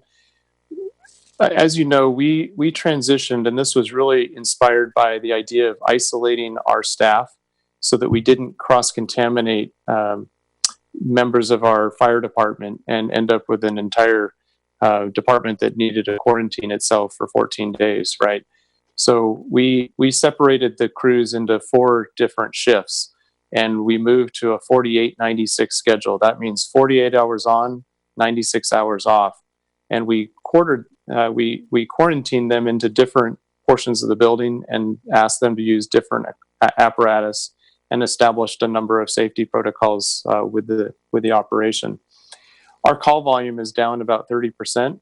And now with the introduction of the phased reopening that the governor's introduced, the chief and I and the staff have talked about different ways that we might adjust our schedule. And what we've come up with is a strategy to transition next Monday to a 7-day a week, not 6-day. Our traditional schedule is 6 days, 10 hours a day. This would be to transition to a 7-day, 10-hour a day working environment where the additional calls after hours would be dealt with by people assigned to either one half of the department or the other half of the department. So we're still remaining consistent on isolating portions of the department, so we have continuity of operations and can prepare for that. But if you have additional questions for how that operation would evolve, it's a little lighter presence, partly due to the call volume, partly due to the improving numbers, and frankly, 5 weeks ago when we were first learning about the concern about the spread, the real focus for us was concern that the surge of cases would overwhelm the health system. And the good news is that hasn't happened in California in particular, and certainly in Napa County. So that's where we take, we're very grateful that that has not happened, because early predictions and some concerns were quite alarming in terms of how many people may be overwhelming the healthcare system at that time. So just a little bit more background and a preview of an adjustment to come in the coming week with the fire department. Thank you. So I will open it now to public comment. Ms. Nixon, are we seeing any public comment? Mayor Ellsworth, I'm looking right now to see if there are any members of the public who are raising their hand in Zoom. We do have someone who has raised their hand, so let me go ahead and unmute this person. Please state your name, and you should be able to talk now. Hi, this is Matt Demchuk. I am the chairman of the Parks and Rec Commission, and I just thought I would speak up on, I was actually here to speak on the next topic, but I think that it's, you know, in talking about opening up the tennis courts, you know, here where you guys are going to consider the, you know, repairs and refurbishment of the tennis courts in your next agenda item. And I just think that that needs to be considered as we have this whole discussion. You know, the tennis courts have been closed for 2 months now. And I just really hope that this doesn't delay the decision on that project as well. You know, as far as the other recreational facilities, I am in complete favor of, you know, opening up the skate park as long as there's some type of patrol and some type of supervision, so that we do, you know, make sure that there is social distancing, you know, and same with the bocce courts. But I really think that this needs to be taken into consideration with your very next agenda item with tennis courts. Thank you. Thank you. Is there any additional public comment? Hold on. Let me look. I am not seeing anyone, Mayor Ellsworth, who has their hand raised for this item. Thank you. Thank you. Mr. Demchuk brings up the idea of supervision. Do we have any thoughts on that? How we might manage something like that at the skate park or bocce? Any input on that? So our police department has been keeping an eye on recreational facilities and have had some opportunities for educational conversations over the last month and a half. We're really focused on education as opposed to some form of a heavier hand or punitive nature. We know the courts are going to be overwhelmed with a number of cases when they reopen, and our focus is trying to focus on education and hope that our efforts can also be a bit self-policed, if you will. And so with the tennis courts and the other amenities, we would expect our police or our public works or just our friends and neighbors to remind users of the protocols that we've established. Well, our plan is to post these at the facilities, the protocols, and there's also contact information if anyone has questions. And it's very possible that circumstances change. The rules have changed on us a lot over the last 2 months, and we anticipate adjusting again. But we would evolve with the changing environment and make sure that people understood what those protocols and expectations were. Thank you. Comment, questions from council, Ms. Koberstein? Yeah, I think that Mr. Demchuk has raised an important point. and I don't want to get too far into the next agenda item, but exactly when is that work anticipated to be done? Erica, do you want to comment on timing? The contract called for 60 days, and that's if we include everything. We were trying to get an estimated time of start date with the contractor today, but we did not get that in time for the meeting. But we have coordinated with the school district to help with the offset the usage at the tennis courts if it is reopened tonight or after the council's decision.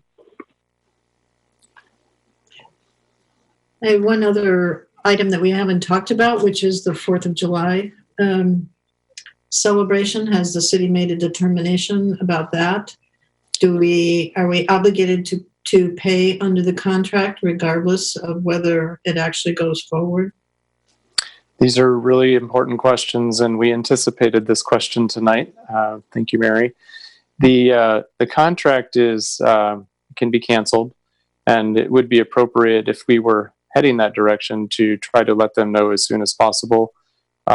We were anticipating the question tonight, and we also anticipated talking to you about it on Thursday as well, if necessary, if it didn't come up tonight. And the contract's about I believe it's $40,000. The other cities in Napa Valley and nearby, the trend seems to be to cancel fireworks. The concern that we would have is if others cancel and we are live with fireworks, that creates a circumstance where others from outside the town would perhaps drive up for the fireworks show and create an environment where physical distancing becomes more difficult. And so I think this is a policy question for the council to provide us some guidance on, but we can cancel. There's a budgetary savings associated with that. Of course, it's a difficult cancellation, but we are seeing that become a trend in many cities nearby. Is it like a 30-day in advance cancellation, or when do we have to decide?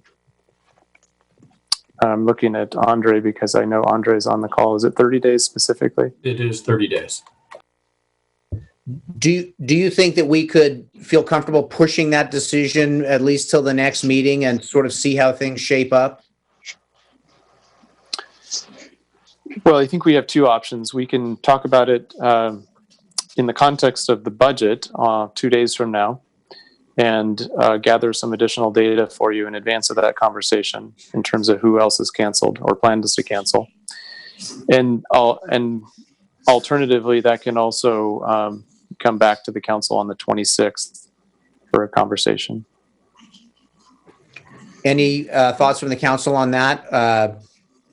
To me, waiting till the 26th lets us gather some more information, but I'm certainly open to hearing other thoughts from the council.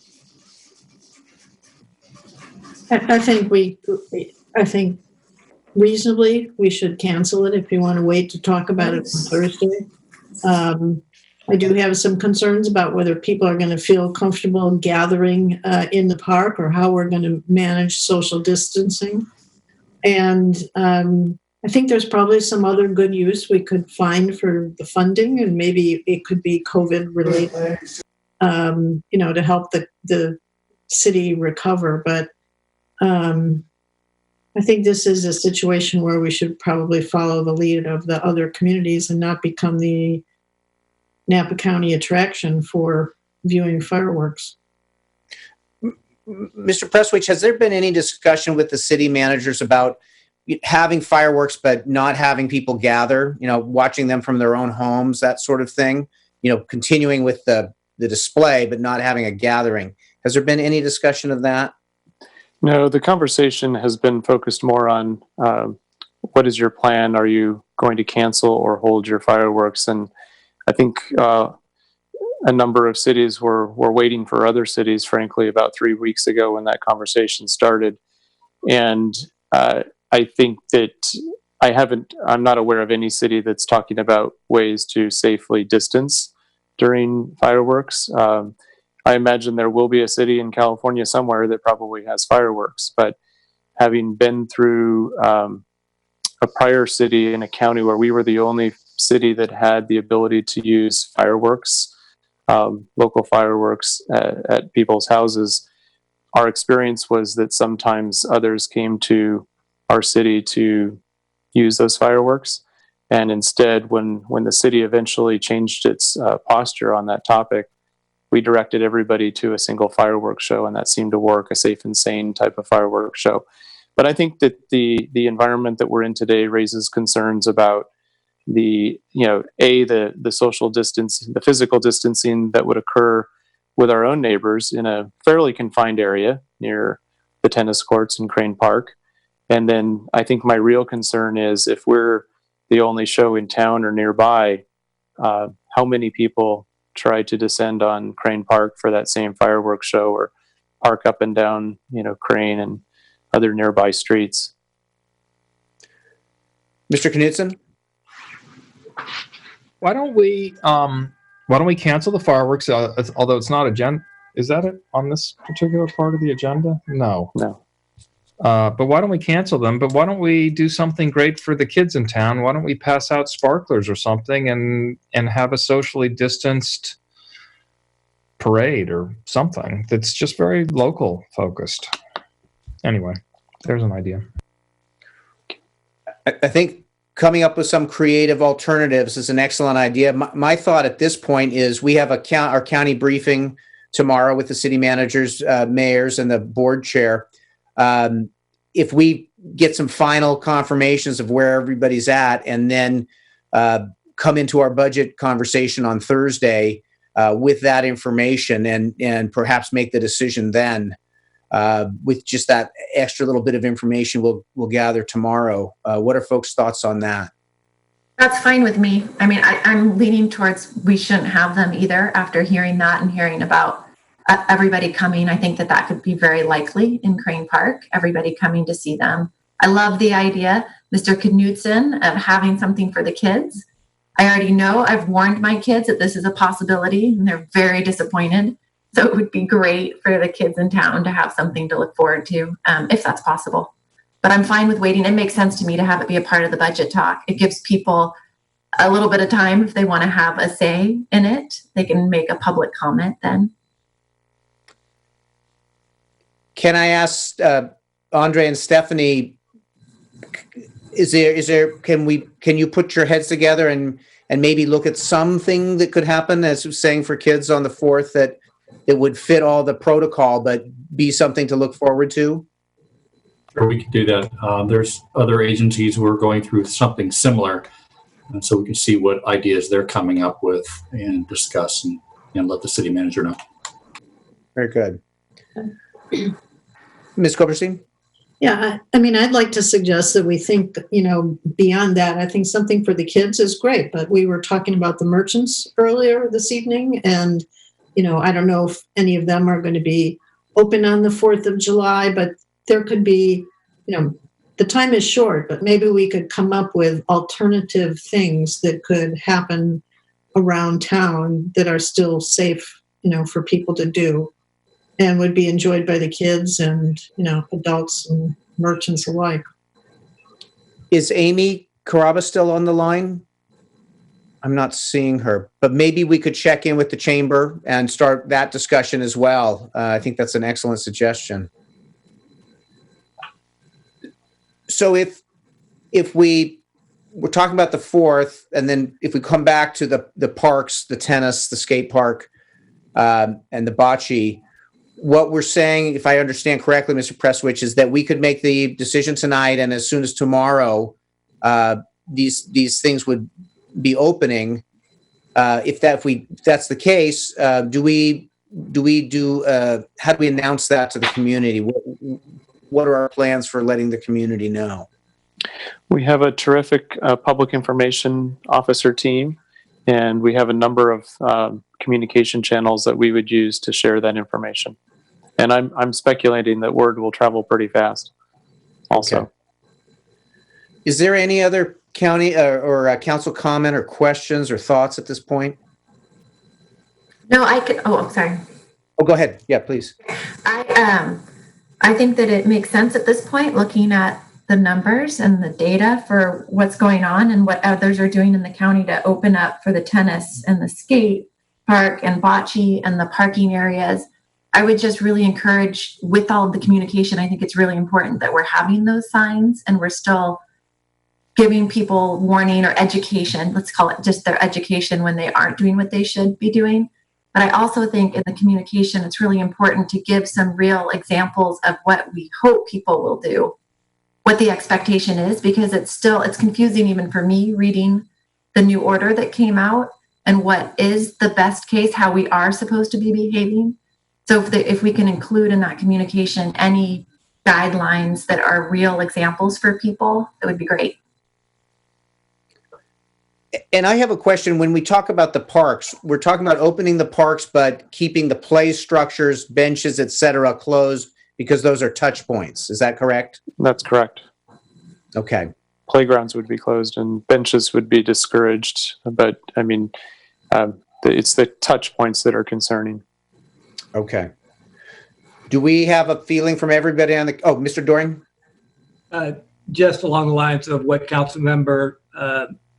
other council members have said about, actually all of you have said, advanced communication.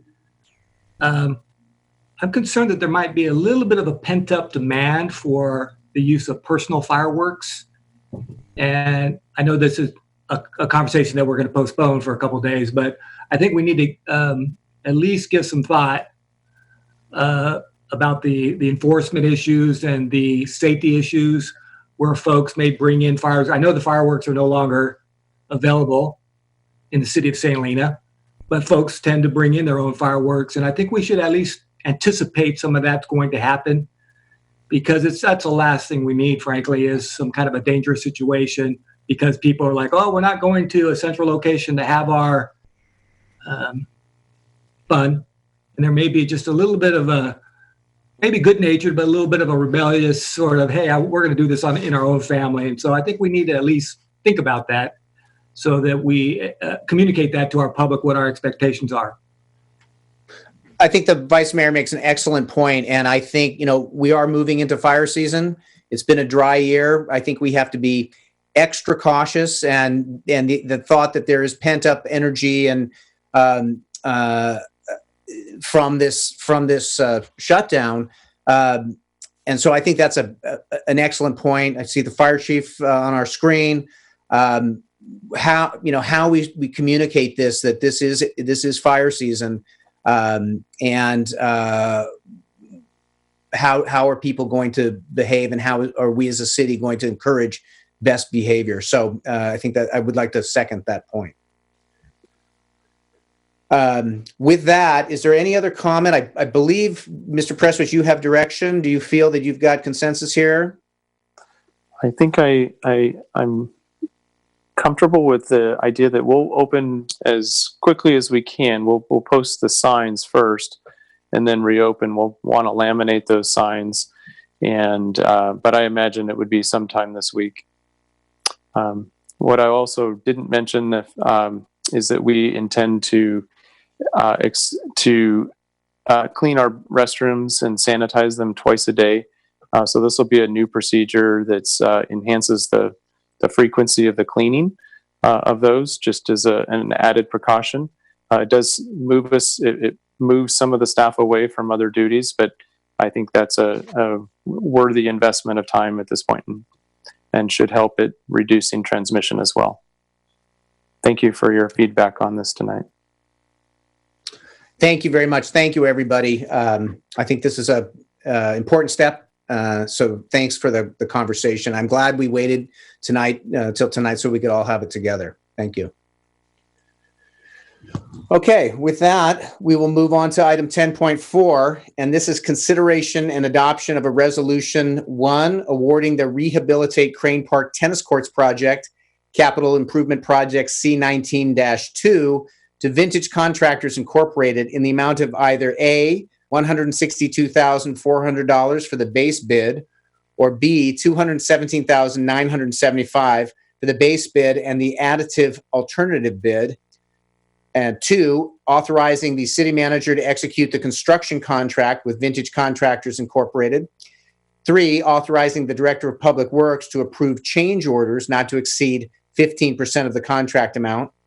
4, authorizing a budget increase to CIP C19-02 of A, $16,760 for a not to exceed amount of $186,760, or B, $80,671 for a not to exceed amount of $250,671, dependent of bid selected. And 5, authorizing use of park impact fee funds for an additional A, $16,760 for a not to exceed amount of $186,760, or B, $80,671 for a not to exceed amount of $250,671. And with that, I will, I believe that Ms. Smithies is going to walk us through this. Yes, thank you. Originally, it was going to be the tennis court rehabilitation of the actual court surfaces. And since that was delayed to look at the Crane Park tennis court lights, we then added back in there the possibility of cutting down the side fences of the tennis court to allow better viewing for the public or those who want to come watch, their friends and family play. Cut down the side court fences down to 4 feet to allow someone to lean on the fence and watch. So we did that as a bid alt. We weren't sure how the cost would come in, but for sure the base bid, it was just one contractor, vintage contractor, who has historically been the sole bidder in St. Helena and most of the county, I think in neighboring counties. You can move further inland and you might get more bidders, but in our region, it's been predominantly vintage contractors who does our tennis courts, area tennis courts. So we're comfortable with them moving forward. And we did not, as I said before in the prior item, that we did not get a start date based on award tonight. But the contract did provide 60 days. Maybe it'll get done sooner, depending on their schedule. But it was dependent on their sub. I believe they have a sub for the fence work and whether that was awarded or not. So it may trim down time not awarding the fence, but in light of we're still in the shelter in place, somewhat opening, we did coordinate with the St. Helena Unified School District since school is closed on whether or not we could use their courts. There'll be some coordination on times, but that is a possibility. We'll continue to engage them. But that was the idea in the past, was that we would coordinate with them anyways on doing this work. So, and it would all take place at the same time, whether we increase the park impact fees to address the bid alternate or just stay with the base bid of just doing the tennis court surfaces. And with that, as you can see, the park impact fee fund is healthy at $1.3 million with $465,000 encumbered in current CIP projects. There'll still be an available fund balance of $838,399.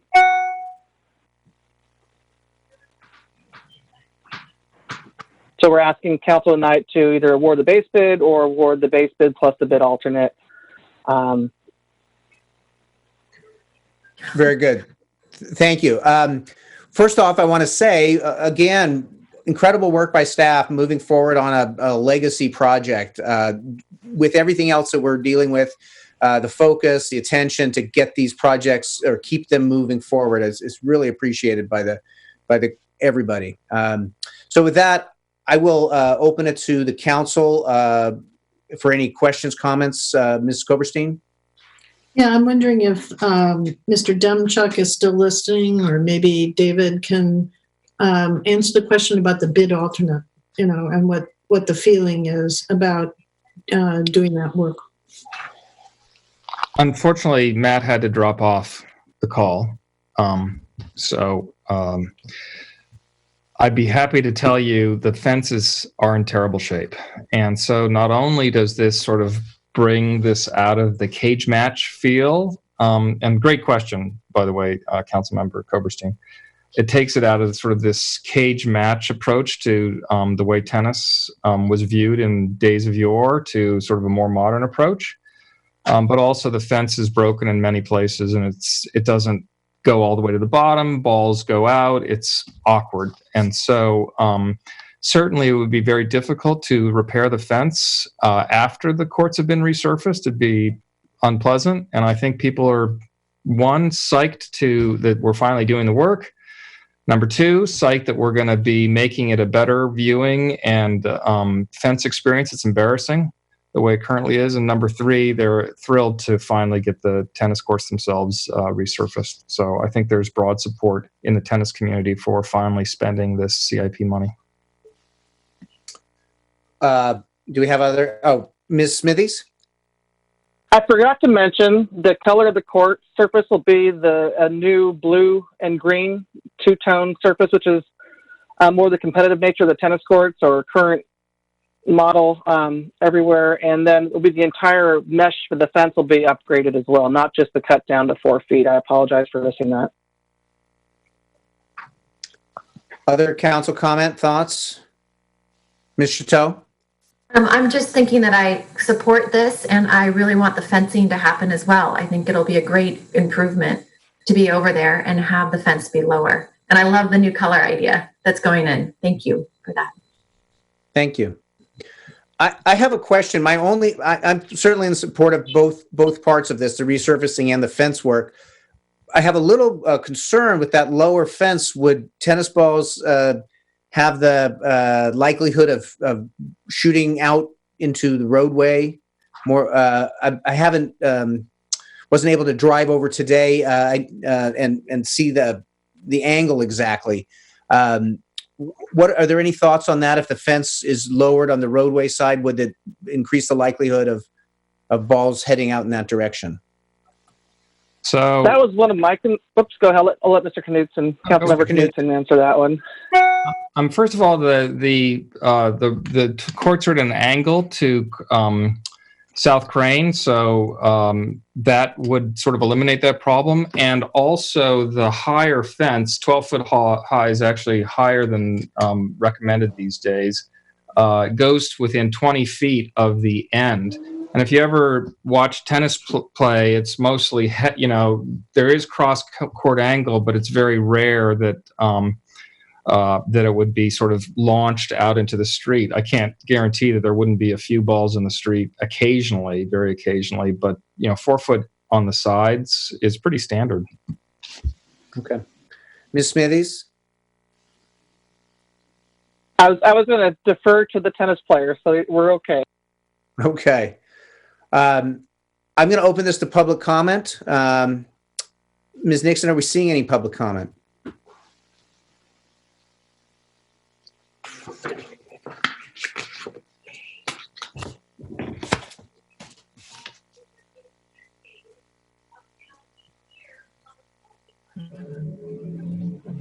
Are we getting any video or audio issue? At this time, I don't see any public comment. Okay, very good. So I'll bring it back to the council. Any other thoughts before we move forward here? This is something that, Mr. Prestwich? Just a comment about the tennis courts and alternate uses during the project. So knowing the project's a couple months of time, we've had conversations with the school district before the onset of COVID about borrowing courts for a period of time, and those conversations continue. And I'm hopeful that that will allow for us to redirect our tennis players to the school's courts during the project and then return to our facilities post-project. Very good. Vice Mayor Doring? I'm just ready to move approval of the staff recommendation with the fences included. Very good. I just wanted to make one quick comment before we go forward, is that these are coming from the park impact fees, not the general fund. So these are funds that are designated for this type of work. And I just want to make that clear to folks that this is a dedicated park impact fee fund. So with that, we have a motion. Is there a second? I'll second. And a roll call, please. Vice Mayor Doring? Yes. Councilmember Chateau? Yes. Koberstein? Yes. Knudsen? Yes. Mayor Ellsworth? Yes. Very good. So thank you again, staff. for moving this project forward. Excellent work. And thank you to the Parks Commission as well for participating and moving things forward. Now we'll move on to item 11.1 under new business. This is fiscal year 2019-20 finance report through April 30th, 2020, and discussion and direction regarding water fund city attorney budget.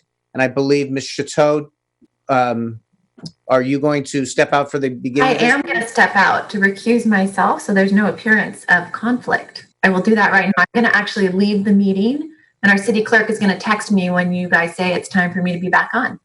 Very good. Thank you. Bye. What is the conflict? Oh, sorry. I hope I didn't leave it. Can you still hear me? Yeah. Yes. Conflict is the policy change request is coming from specific litigation from where my husband's work is involved. Okay. Thank you. Yeah. Okay, and so this is going to be our finance director, Ms. Mitz. Yes, thank you, Mayor Ellsworth and council members.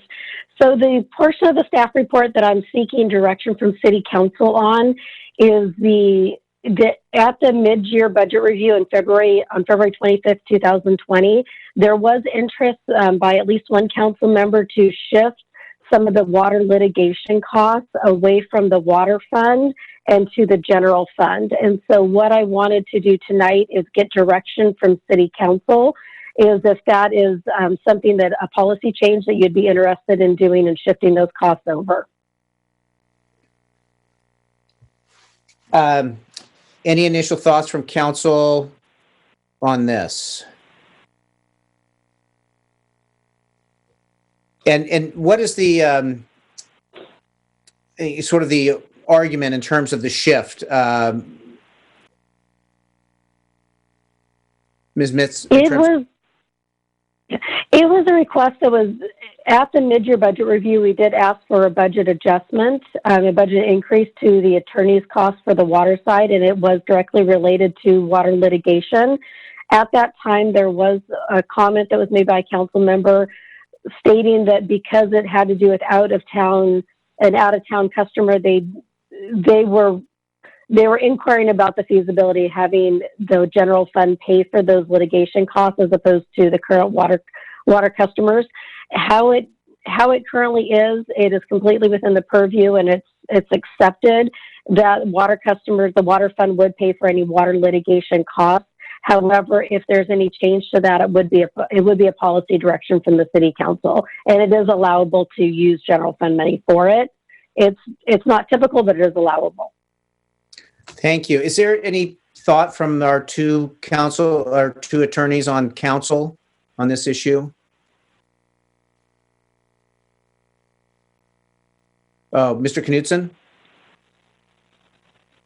Yeah, not an attorney, but I'll defer to Ms. Koberstein and Mr. Doring. They're very capable attorneys here. I just don't understand from sort of a philosophical perspective why the general fund would take on, but maybe someone can explain that to me, why the general fund would take on a responsibility of the water fund, because they're two different entities. Help me understand. I don't think this is really an attorney legal question. I think it's philosophically when we're having litigation outside the city related to water, is it appropriate for the water customers inside the city to foot that whole bill, through the water rates essentially, or should the general fund be making a contribution to the cost? I think it's as simple as that. It could get quite expensive. I don't recall. Do we have the expenses to date, or have we been billed recently? Cost for this current fiscal year, so July through March bills, is $156,000. I want to ask a question about, have we ever looked at some kind of, risk sharing in terms of water and water litigation? I'm just thinking about our REMIF sort of risk sharing pool that we do with insurance. We know that with water, we have a lot of customers. We have customers in and out of city limits, where perhaps if there are vulnerabilities in terms of legal costs, have we looked at a way to find some kind of risk sharing, or is there something out there where if this type of thing were to keep coming up, we have a bit of a group effort in terms of sharing risk? Has that ever been looked at? It is not something that I've been aware of or looked at. I would also ask Kara if she is aware of anything. No, I'm not aware of anything like that. So I'm just remembering back to our York Dam discussions in terms of funds, water funds, and general fund. And as Ms. Koberstein points out, this a philosophical decision. There's a balance in here, and where we lay that balance. Is this an item that needs direction tonight, specifically tonight? It doesn't specifically need direction tonight. The only reason I added it to the staff report is because it was brought up at the February 25th meeting. And if you look at the attachments of this report, the attorney budget is considerably over budget. I believe it's over budget by about $23,000 right now, knowing we will still receive bills for April, May, and June. So if the burden is not transferred over to the general fund, we would be bringing back to the city council a budget adjustment to increase the attorney's costs for the waste or for the water fund.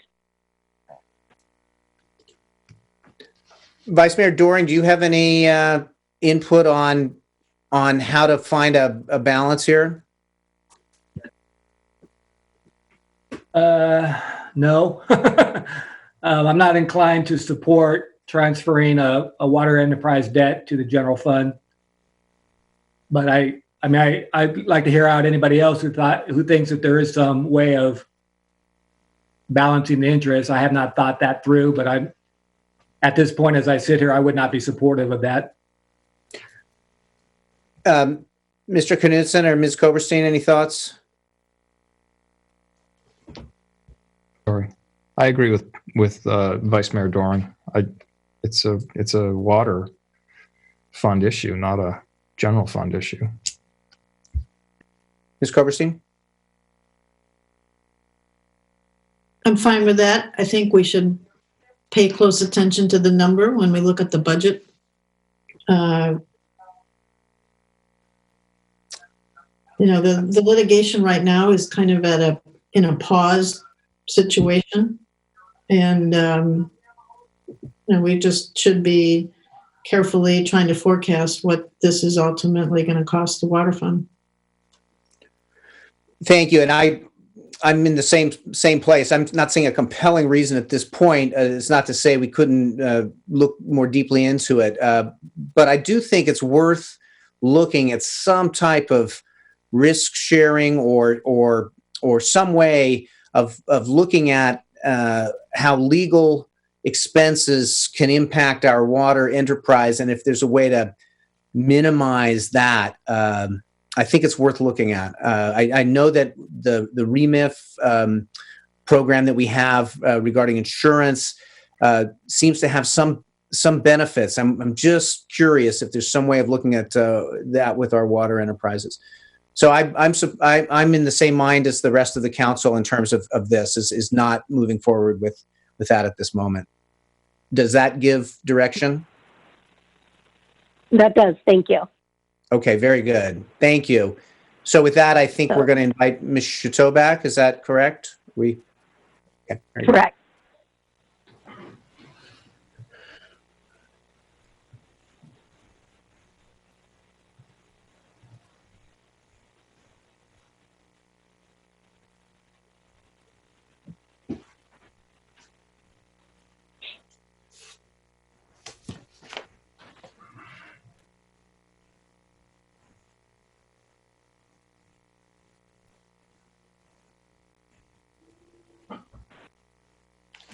Did I need to open public comment on that point? Should I have done that?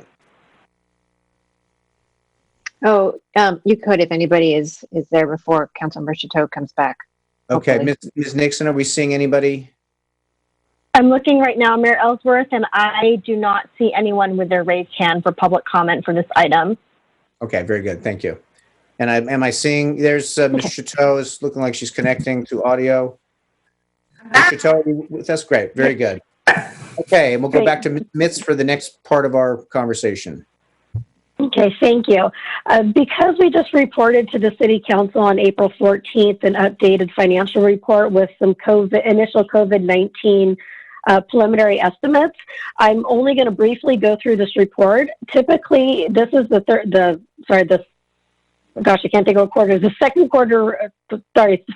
quarter report that ends on March 30th. What we did is we went ahead and extended out the dates of this. So we wanted to include all transactions through April 30th so we can keep a closer eye on our revenues and our expenditures. So if we go over to the general fund, our revenues, so through April 30th, we're currently at almost $12 million worth of revenues, and that's about 75% of the adjusted budget.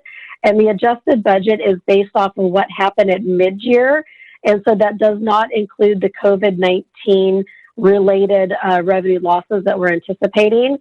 So of the amount we've collected, the 11.7 million, through the end of June 30th, with the revised numbers with COVID-19, we're only estimating about $13 million. So we're almost to the $13 million of what we're projecting. And that is primarily due because of the immediate shut off of hotels and TOT revenue, as well as the sales tax revenue. Sales tax revenue is a little tricky right now because of the lag time on us actually receiving our payments. So for any revenues received in March, we will not actually receive those until the end of May. So we are closely monitoring whatever those revenues are going to be when they come in. Oh, I just lost my report on my screen. So we're closely going to be monitoring those revenues when they come in to see if we need to adjust. While we know the shops are closed downtown and we know a lot of the other businesses are closed, we do know that people are still doing online ordering, and with the Measure D half-cent sales tax, that could actually prove to be in our favor as far as sales tax revenues. So we will keep you posted on those. So for our general fund expenses, through April 30th, we're at about $11.6 million. So spending is at 76% of the adopted amount. We did implement immediate cost containment measures that went into effect on March 20th. So we are hoping those throughout the rest of the year, we're only going to be spending about $2 to $3 million more, and that will be taking us into our reserves a little bit. I believe it's an estimated $1.8 million. So our general fund estimated net position, as stated at the April 14th meeting, is we're expecting the net position to now be 41%, as opposed to the initial 45% at the mid-year budget review. For the water fund enterprise, we're at $4.4 million in revenue that's been collected, and that's 67% of the estimated total. Because of the timing of the bi-monthly billing cycle, the revenues do not account for water usage for both March and April. It is indicated in an earlier report, we did see an increase in overall water usage for March. Primarily, it was an increase in non-residential, and there's a decrease in residential during March. However, in April, overall decrease in water revenue, but there was higher residential use and lower non-residential use.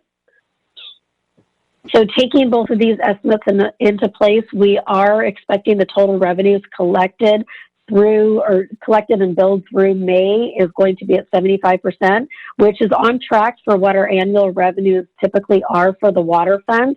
However, if usage continues to decline, we will see our revenues come in a little bit short, and that is something, again, city staff is going to be continually monitoring. As of right now, the water fund estimated fund balance at the end of the fiscal year is going to be $3.4 million, which is 51%. So for the wastewater fund, currently our wastewater fund revenue is at 63%, so it's at $2.1 million. Again, taking all this everything else into consideration as far as what the what the water use has been, we have estimated that we are looking at that we're actually collecting about 73% of our total wastewater revenues.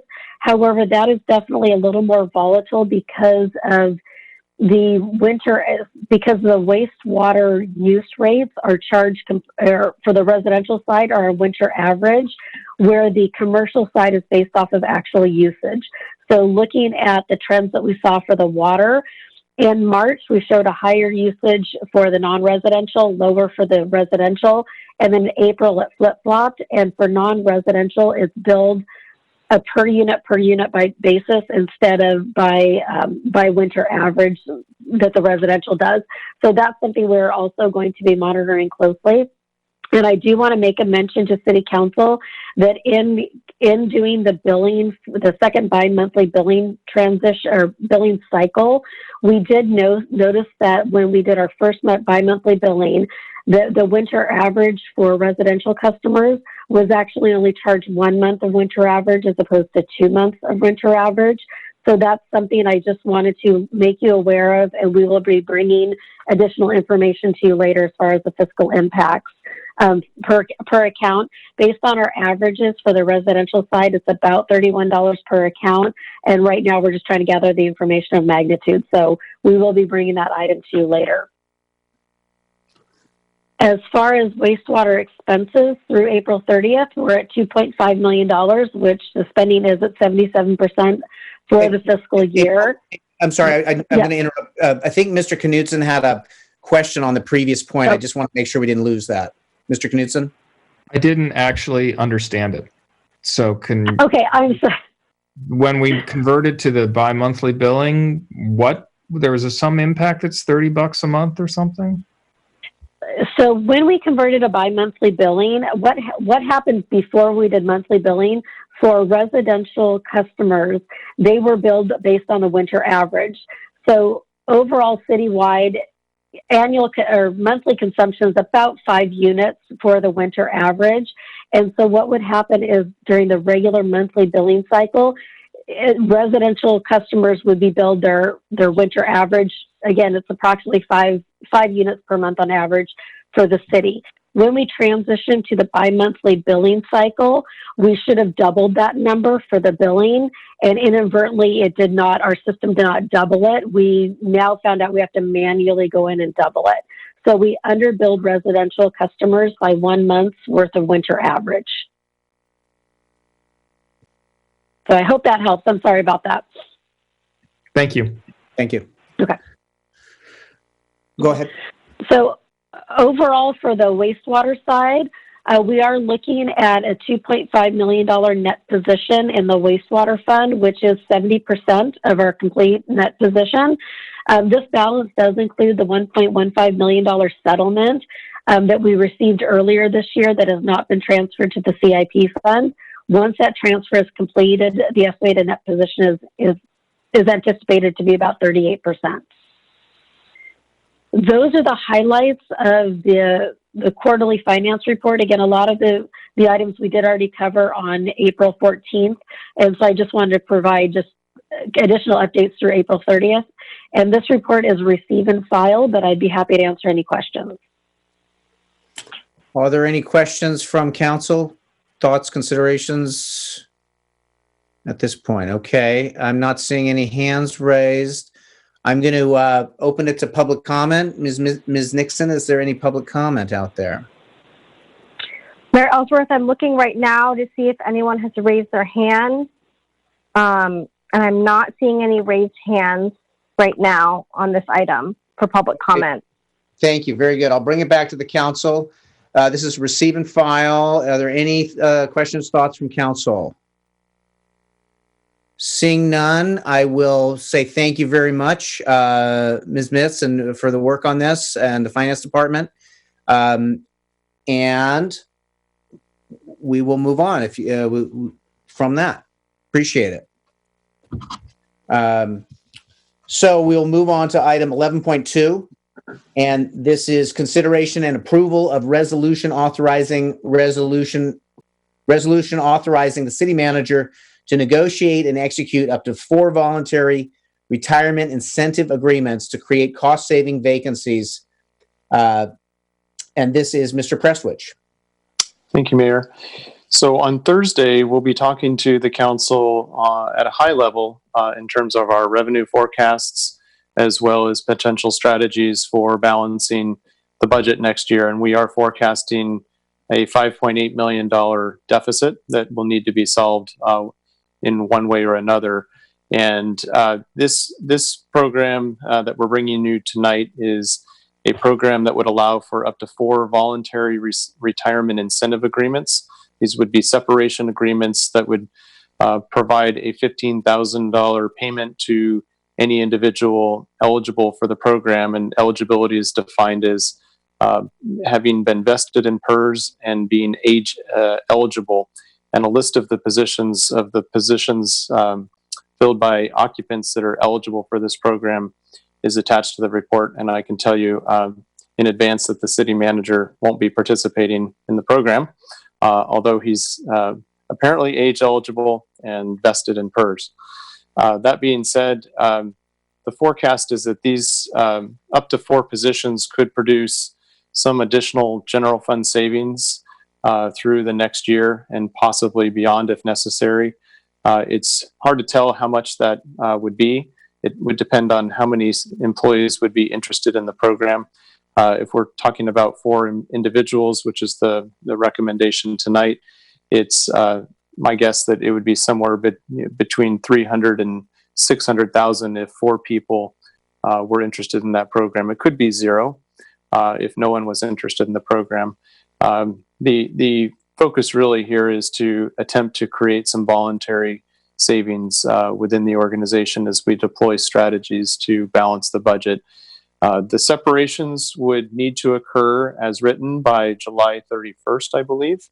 And we would be asking for employees to begin notifying me as early as tomorrow, I believe, for whether they're interested in participating in the potential program. And this would be essentially a first come, first serve program. And it provides some protocols related to their ability to change their mind, as well as firm commitments on how to advance within the program. So happy to answer any questions that you have about this tonight.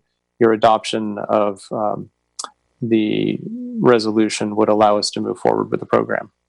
Thank you. Thank you. Any questions, thoughts from council here? Seeing none, I will open it for public comment. Ms. Nixon? Mayor Ellsworth, I do not see any members of the public with raised hands. Very good. Okay, so we'll bring it back to the council. Any comment at this point? So anticipate this will come up a little bit in Thursday's budget conversation as well, Mr. Prestwich? We can update you on Thursday if I've received notice from any employee that would be interested in the program, and we could forecast the impact of the program depending on how many people come forward and let us know. Okay, very good. So with that, the recommendation is approval of the resolution. Very good. So, and is there a second? I'll second. Very good. So, and then a roll call, please. Councilor Koberstein? Yes. Chateau? Yes. Knudsen? Yes. Vice Mayor Doring? Yes. Mayor Ellsworth? Yes. So with that, I will move then to our item 11.3, and this is the appointment to Groundwater Sustainability Plan Advisory Committee, and Mark Prestwich will lead us into this. Thank you, Mayor.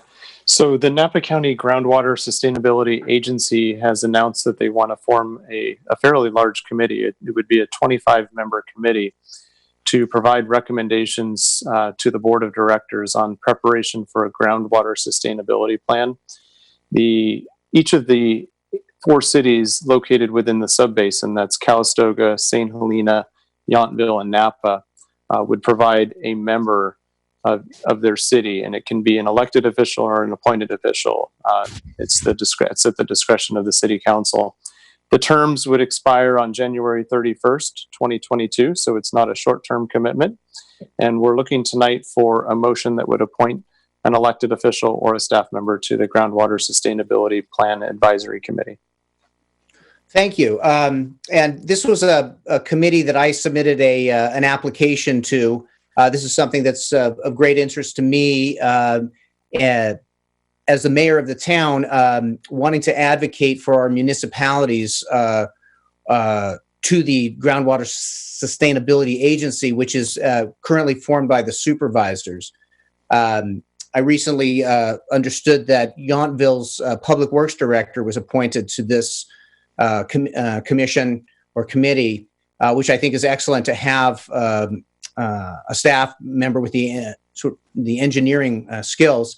I think it's important to have a mayor advocating for the cities. I've reached out to some other council members and mayors around the county. I've got some recommendations. It's something I'm very interested in and would like to be appointed to. I'm certainly open to discussion, but I want to put that forward.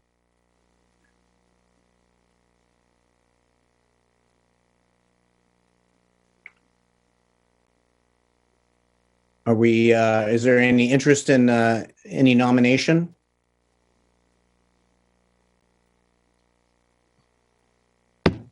Mr. Knudsen? Jeff, Mr. Mayor, I'll nominate you if you'd like to do this. I'm hoping it's effective rather than unwieldy. That's my only. Well, I hope that we can, really begin a discussion about how we have water conversations between the county and the municipalities. Water equity is where social equity begins, and it's a conversation that is happening all around the state of California with the new laws coming in terms of monitoring and measuring. And I strongly believe that we need city, municipality advocacy on this committee. And my feeling is that having representation by a mayor from one of our 5 cities is going to be important.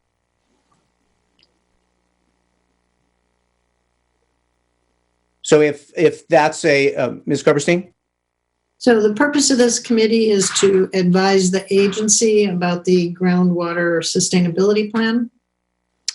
Yes. So the agency, which has been formed by the Board of Supervisors, which is a county board, and this is an advisory committee that will bring in members of the community, elected officials, staff, to give input. And in my opinion, we as municipalities, 80% of the people in Napa County live in the cities, in the municipalities. And we need a voice on our water issues. Our water issues cross jurisdiction. We harvest water in the hills, in county jurisdiction. The waters of the state flow, surface water mixes with groundwater. We process water. We distribute it back out into the county as well as through the cities. There's an interaction between surface water and groundwater, and our equity in our cities is dependent upon proper measuring and monitoring of this resource. And so to me, it's critical that our cities are advocating to the county that we are partners in this landscape of water. That perhaps, like many things, there's been a disconnection over the years from our jurisdictions talking to each other. And I feel like we're making huge progress in cross-jurisdictional conversation. But it's important that the cities have a voice at the table.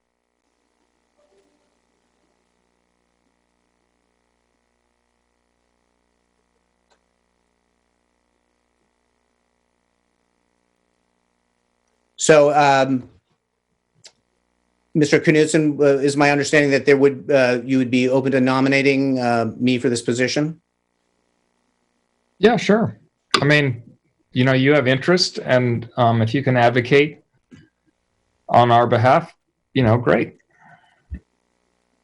So we would need a second. Is there a second for this nomination?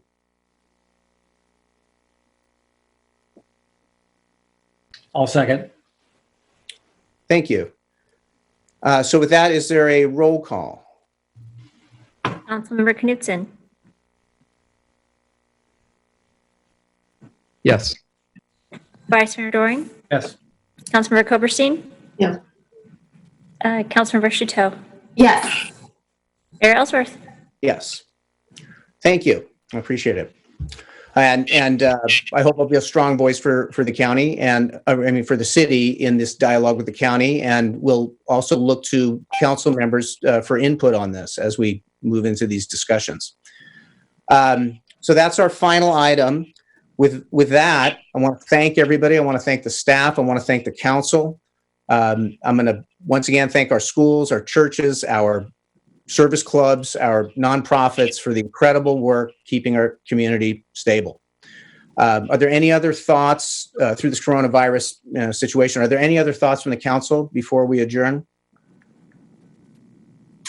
And then one other thing I want to keep hoping, folks, we have a lot of economic strain for a lot of people still in Napa County. The Napa Valley Community Foundation is a place where people can donate funds. They get redistributed out to the community for those in need. So I want to keep encouraging folks who have something extra to keep it coming and keep the local funds moving through the Napa Valley Community Foundation. So with that, I will say thank you to everybody and adjourn the meeting. Thanks. Right.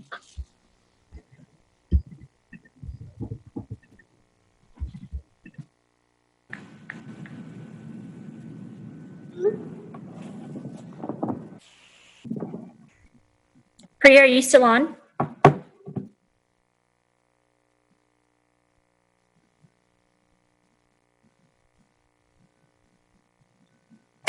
Oh, hi. Sorry, Cindy. Okay, no. Amalia's here, April is, and you, but Priya is Okay. not. We're still live streaming. I got to shut that off.